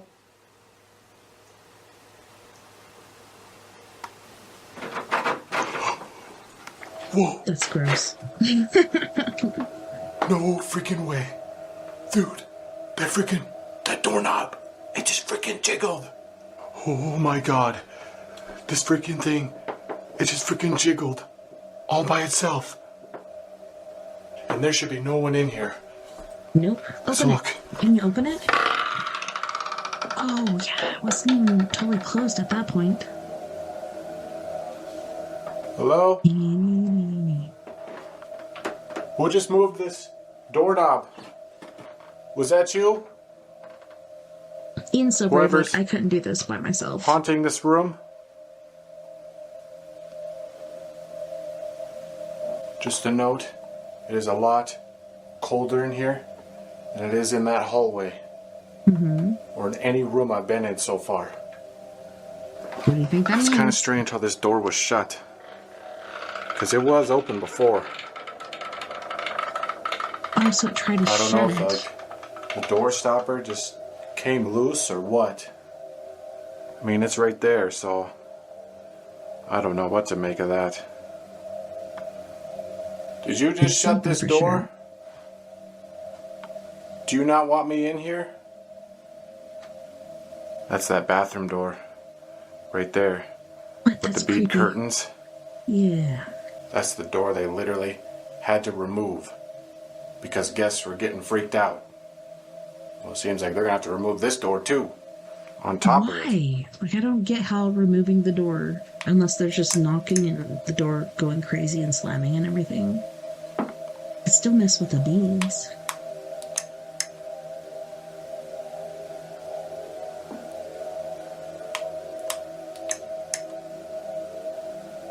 If there's anyone in here, On that picture right next could you to it, show it's yourself? creepy too.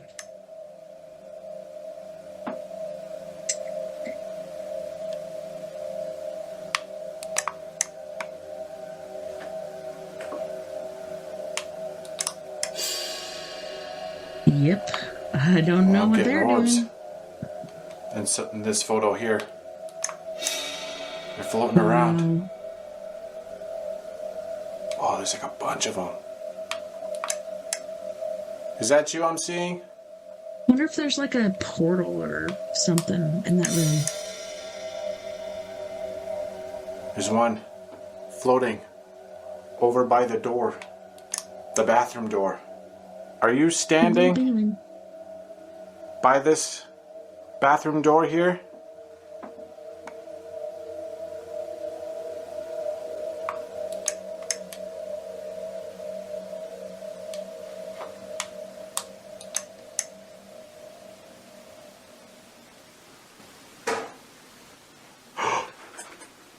Oh, look at the thing. It's Whoa, moving. Whoa. Those are moving. Those are moving. Oh my god. That's kind of like my door. How when are I those lived in, moving? Like Granny and Pettigrew, Arkansas, now? but it was yellow lace curtain, Is there some kind of like which was like air tied current back during the day, but over here? closed at night. I don't feel anything. Yeah, we'll go in there. Go check it out. There's no drafts. Nothing. No central air. Who's in here? Yeah, what is that door? Is that a closet? Who just moved these beads? That's a big bathroom. Talk to me. Oh my goodness. I'd just like to speak to you. The door's creeping me out. Whoa, whoa, whoa. What is it? What is it? Why are you in there? I'm not in there. Okay, I swear to God, I just heard a freaking whisper behind me. I'm not in there. It sounded like it came from this Oh, room. what do you think it said? If that was you, could you say that again?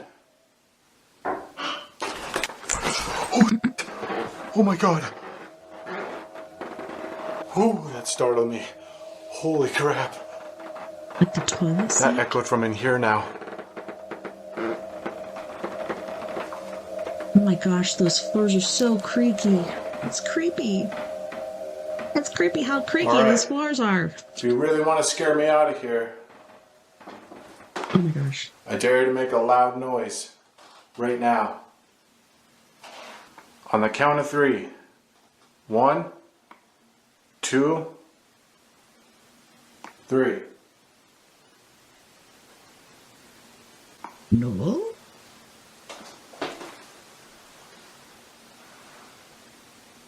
Nothing. Suddenly dead quiet in here. But you never know. Something could still happen. I'm definitely leaving a camera in here. And probably would on for the hallway sure. as well. Just to see if anything happens. But that was pretty crazy. Especially those beads moving. I don't know how For to sure. explain that. Put it in the bathroom. Don't put it in the bedroom. Put it in the bathroom. There's something in there. See, did you see that spark again? I'm telling you. So earlier, it was right here. Like, it was like, fling, like it was flying from here to here. Fling! But it was right here. And you could see it, like, move. Then just now, didn't you see it, like, down here? Yeah, right there.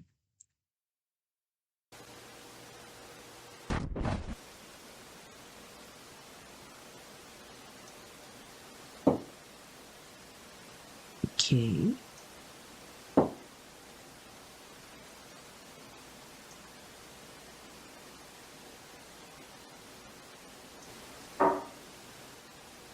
Toilet lid again. Or seat.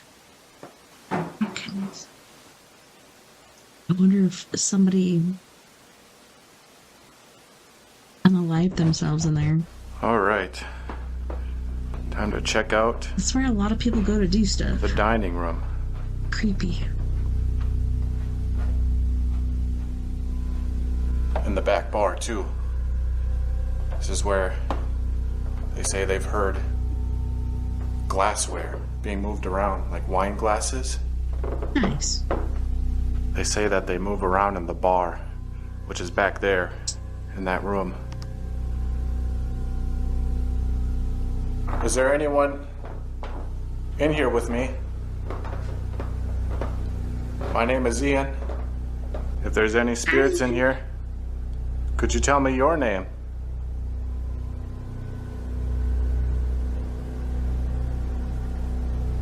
Could you make a noise? Somewhere in here? Anywhere?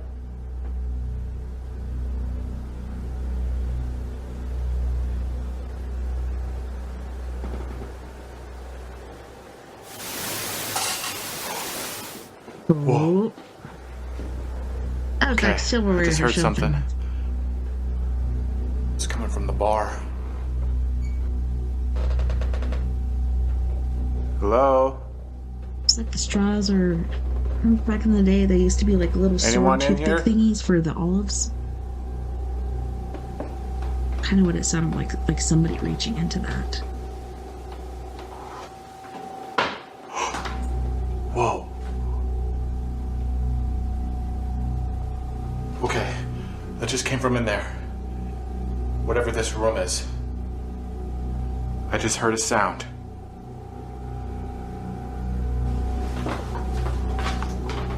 It was this room right here. If that was you, could you make that sound again?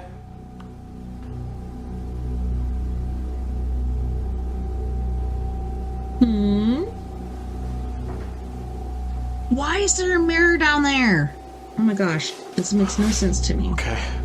This Whoa, place is I creepy. swear to God, I just seen AF. something move over here. Why would you have a mirror on the floor? Who's haunting this makes no bar? sense. Are you a patron? Looking to have a drink?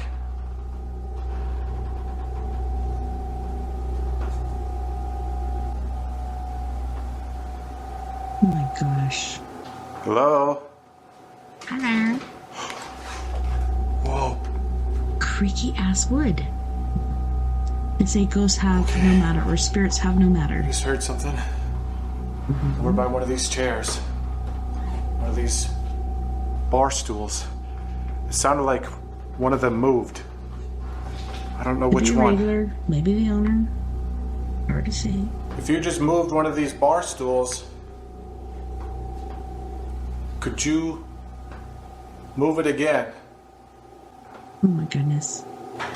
Oh, the wine glasses tink together. Okay. What the hell was that now?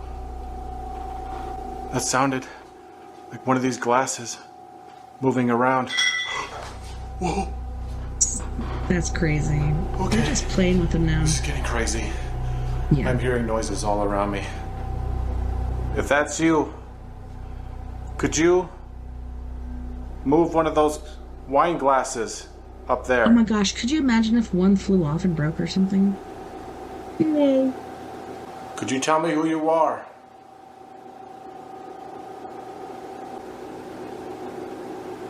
Not hearing him again. That was so weird. I wonder what would even cause that. There hasn't been any rumbling in the building, like at all.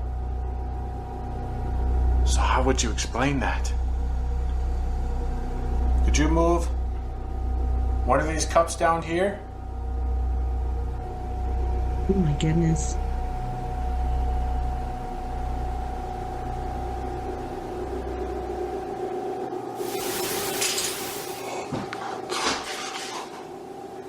Somebody's creeping. Oh god. That came from back in the dining room. Holy crap. That freaking scared me. Whatever that was. Hello? Who's making noises in here?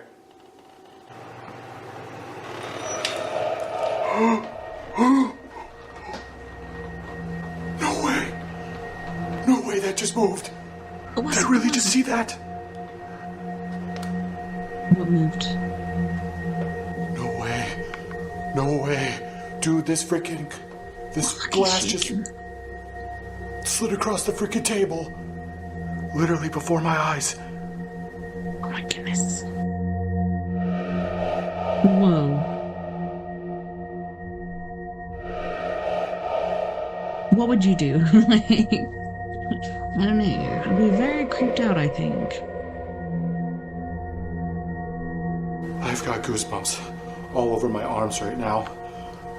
Holy moly. Oh my gosh. Look at that. It was like right over here. And it just went right into Is that. there's salt or something on the table? Did you hear that? I mean, are the ceiling fans on? No, they're not. I don't. Okay, So, Nope. that rules that out. If you just move this glass cup, could you move another one?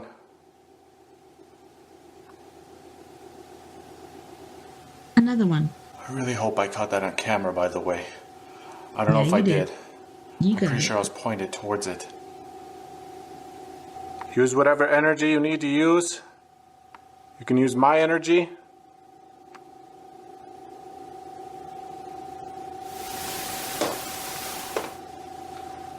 Okay.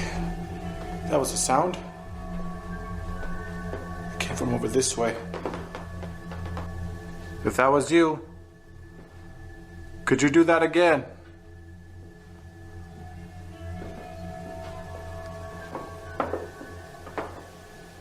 Hotel. What the heck? Holy shit. Holy shit. Dude, sounded like something freaking just like rushed across the carpet. I don't know what the heck that was. Maybe it was a dog? It came from over here. Whoever just made that sound, could you show yourself?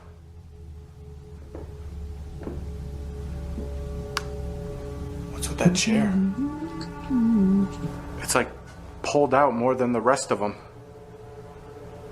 Was that what I heard? Did you just move this chair? Yeah, holy crap. Look at that. I feel like I would have noticed that.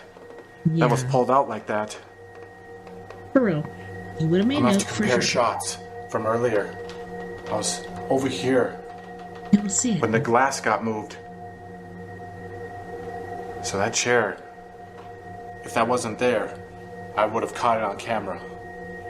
So I don't know. But I think that thing moved. I'm almost positive. But seriously, test they out were the all sound. lined up. The sound it makes. Yeah. That is literally Put what I that on the heard. carpet and pull it off the carpet. Nice. This whole place is giving me the heebie-jeebies. That's what I was gonna say. Is there anything else that you'd like to do? The heebie-jeebies.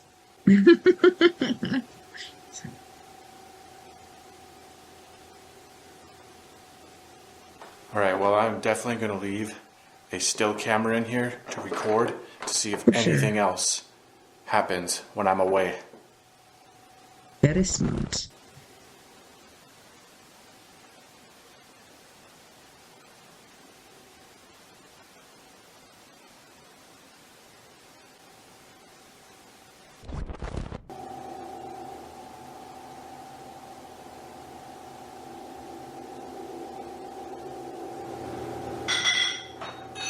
Oh, clinkety clink, swing. I wonder if it's an old bartender. Oh, what? Did that just move? It did. Like, what is that? Is that the cabinet opening? Is that... Yeah. Cabinet opening. Weird. Who did that? I'm telling you, it's gotta be an old bartender that worked a lot there, and maybe that was one of his favorite places because otherwise he was lonely. It's hard to say.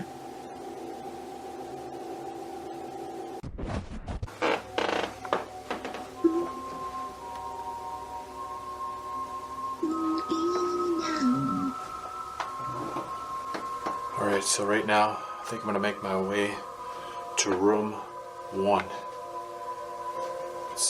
I haven't been in there yet, so let's see what happens. Red Road. It's right down this way.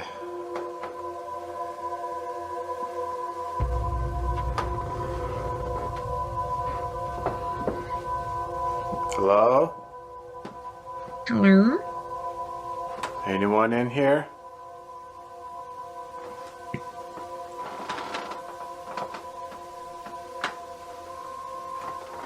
I wonder what this room is like. This is the one right next door. Room 11.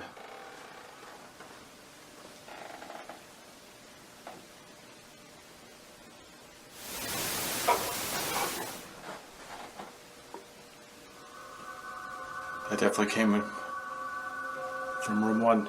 Now, what the heck was that noise? Is there someone in here? The picture being pulled out from the wall and then dropped? I don't know. Hello? Hello? Oh my goodness. This is easily the creepiest room I've been in so far. Right? And the thing is, it doesn't even look creepy. It's actually quite nice in here. I heard that there's a ghostly woman that haunts this room. I heard you like to touch guests when they're sleeping. Creepy. Why do you do that? Fever.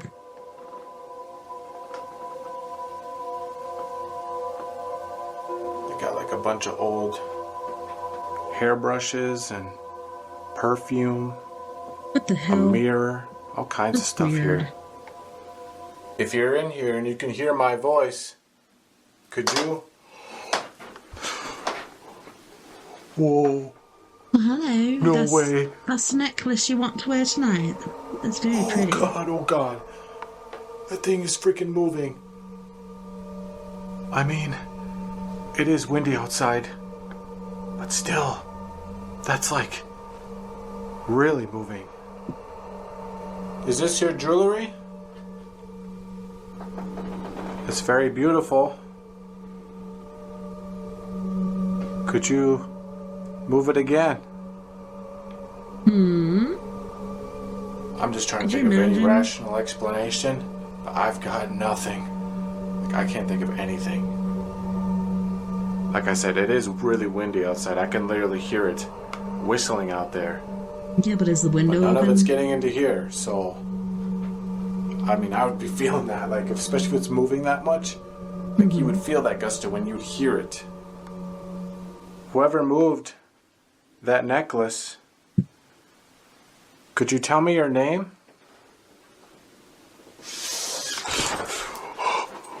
Oh, something slid. I'm getting a little freaked out now. Something else just moved. And it's always got to be behind me. Either the brush or the... Why does it always have to be freaking behind me? It freaks me out. I know. It's very creepy. What the heck got moved? I'm not even sure. Oh, did that tray get shifted? I smell something floral. It smells like perfume. Ladies' perfume. I mean, it could be coming from this. Is that one of those air fresheners? I don't really think smell so. it from there, though. No. It's like coming from somewhere else.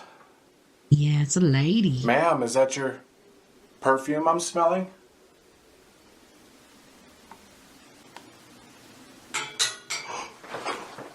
Holy shnikes.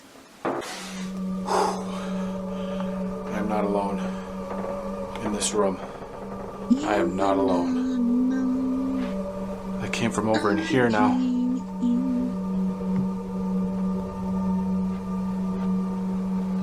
Could you imagine if there was like It sounded like the bed. apparition or The bed moving. something like that standing there? I would. Holy shnikes, what the hell? That was crazy. No way, dude. I'm done. I'm done. No way am I going back in there. Like, he'll start Hell no. running and then he'll stop himself. He'll be like, calm down. But yeah, all those pillows moving at once. I am literally desperately fighting not to scream right now. That whole freaking bedding, it just unraveled all on its own. That was creepy AF. How? I don't know.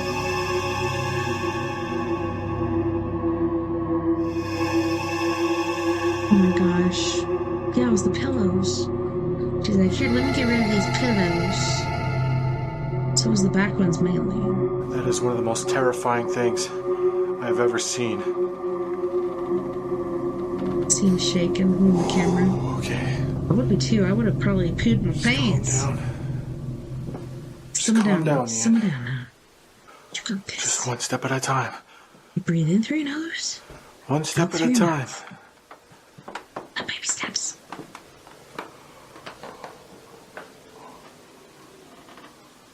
I'm just coming in to take one last look. Please don't scare me. Oh no. Oh God. Just look at that. Is that How back is that again? even possible? Oh no. Yeah, they're still pulled that way. That is literally one of the craziest things I'm I have saying. ever seen. If that freaking happens again, I am running out of this building and never coming back. See, like I said, he like freaks out. He starts to run. He's like, nope, can't do it. You're the Midwest ghost hunter, man. Oh my gosh. Yeah, that was Just creepy. look at this. Something would have literally had to reach Oh my from underneath gosh. here and pull this. And the sheets up too, or what? That takes a lot of force. It does. Was Those that you big who pillows. just undid this bedding?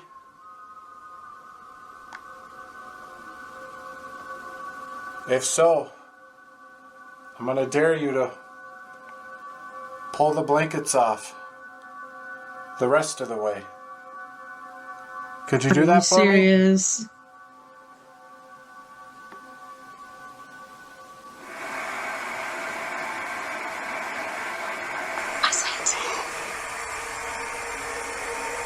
Oh no. The sink no. came on? Faucet? What the hell is that now? Sounds like the faucet. There's Is it the freaking faucet? water. Water running in there.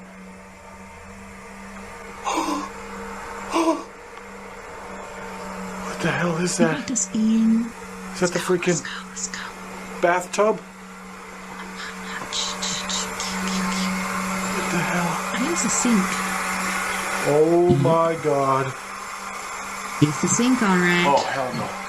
Hell no. Alright, I'm done. I'm done with this room. I'm ready to be out of here. And was that number 6? I can't remember. Holy that freaking thing just turned on. Like, what is going on in here? I don't know. That right there is proof that this hotel is ridiculously haunted. Redonkurously. Alright, I should at least shut it off, shouldn't I? Don't want to waste the water. Yeah, you know, you're a patron there. Oh god, okay. Ghost hunting. You gotta take care of that shit. Don't You mind can't me. just keep it running. Coming in. Oh my gosh. The freaking beat scared me. I'm sorry, but I'm gonna have to cut you off here. How do you explain that? How I don't know. do you explain that? I am speechless. I don't even know what to say. Other than I'm leaving a freaking camera in here. I'm getting out of Dodge. That's all I Oh, know. seriously, I would. Thank you. Smart move, dude.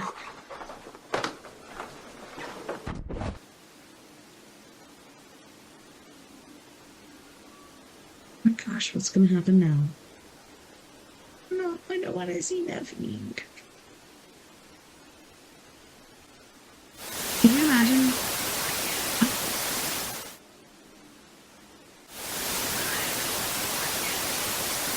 I pulled the blankets. Oh my goodness. You definitely did, girl. See, isn't that weird? Like, they don't have the same amount of energy all the time. Like, this happened, there was a delayed amount of time, and she finally said, I pulled the blankets. I'm sure she was trying to say that while he was there, but perhaps she didn't have the energy.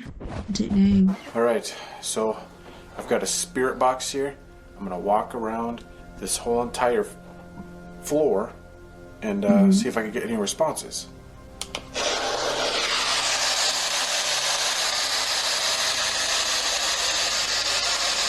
If there are any spirits that'd like to communicate with me through this device, feel free to speak.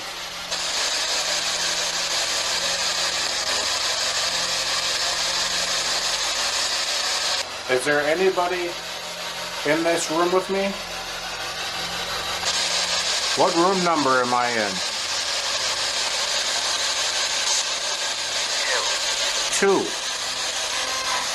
This thing just said 2. Yeah, you're definitely right. I'm in room 2. That's pretty cool. Whoa. This thing just said something about a hospital. I heard hospital on there. Are you one of the patients who died in the hospital?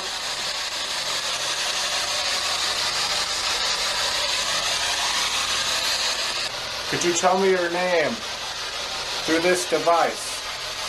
Whoever just spoke earlier.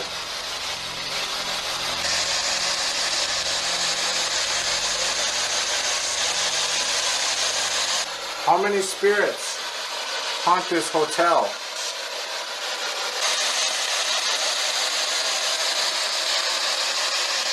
Whoa, why is that light on? Whoa, what the heck? Dude, the freaking hallway lights are on. At least that one is. Oh my god, that is freaking eerie. Why is that single light on, but yet like all the other ones are off? That is so freaking bizarre. Is there someone in this hallway that turned this light on? Yeah, look at that. This one's on, but then all the other ones are off. Whoever just turned this light on, could you speak through this device and tell me who you are? Whoa. Now look, those ones just turned on. This is freaking bizarre. What is going on? Is there a spirit messing with the lights? This is so strange. I don't even know what to think. I don't know if it's like an electrical thing or what. This thing has been completely quiet, aside from those responses from earlier.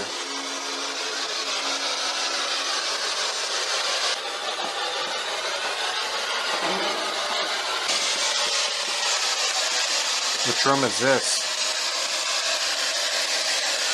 I think this is room 4. This is where they hear that phantom music. Yeah, like that. That just sounded like music on there. Is this the phantom music that people hear in this room?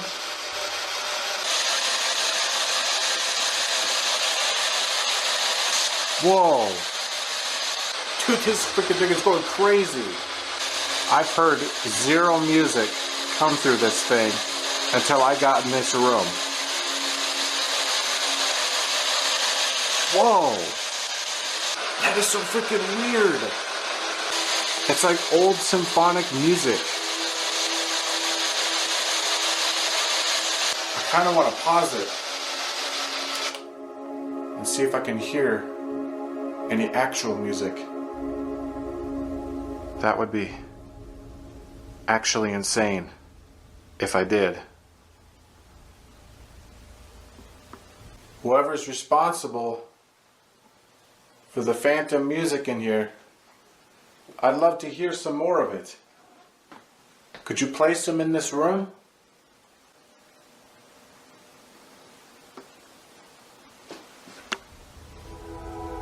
Why is that spinning? Wait a minute, that thing wasn't even on. Why is it spinning? What the heck? Dude, this thing is freaking spinning on its own. And you can tell it's not even on because look at it, it's slowing down. Oh, what the heck? That is so freaking bizarre. And now look. It completely stopped. How do you explain that? Like, legit, like what just happened? If this fan was on, it would literally be spinning continuously. And if you look, let's see, are the switches on? Nope, they're both down. So what the heck just happened there?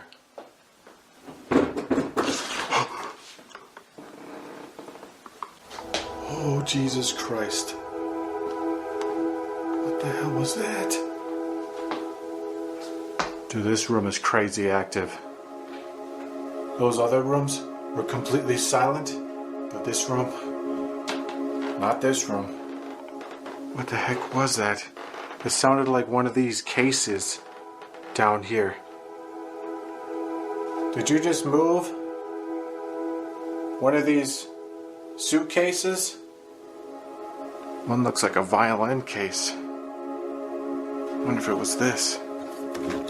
Oh my gosh, that was definitely that. That was the exact sound I just heard. What else can you do in this room? Look at all the old instruments. They got a xylophone, an accordion. They got stuff in here too. Old horns. And the lights just went out. What? Holy freaking crap. I literally saw that in the corner of my freaking eye. It just went poof. It just went out. I'm really not sure what to think of the lights. I mean, it could be electrical. I mean, I know it's an old building.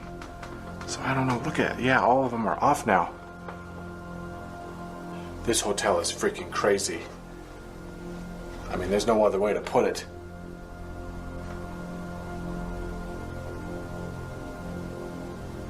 Just listening more. Seeing if I can hear anything. Any music or anything.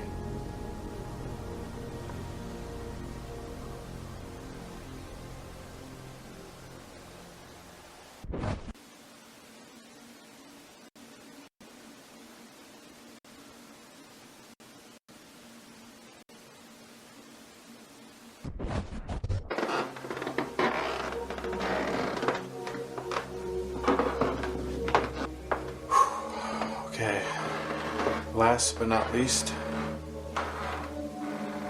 the basement.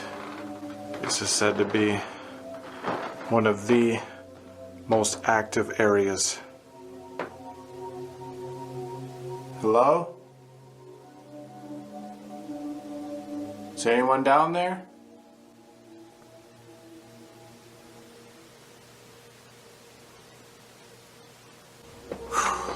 Guess there's only one way to find out. Oh God, creaky. these stairs.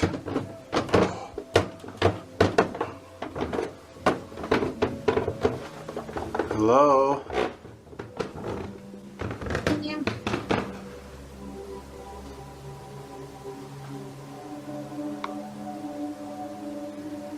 Are there any spirits down here with me? Anybody down here? Oh gosh. It's like a whole different vibe down here. Oh my goodness. So I don't know if you guys know about Franco, but Franco If you're in TV, here, with Frank, he goes could you by make a himself, too. sound? I don't get it. I can't do it. You can't do it, Captain. Will that have the power? I hear that there's a little girl that runs around here. Yeah, that doesn't sound weird at all. Is that true?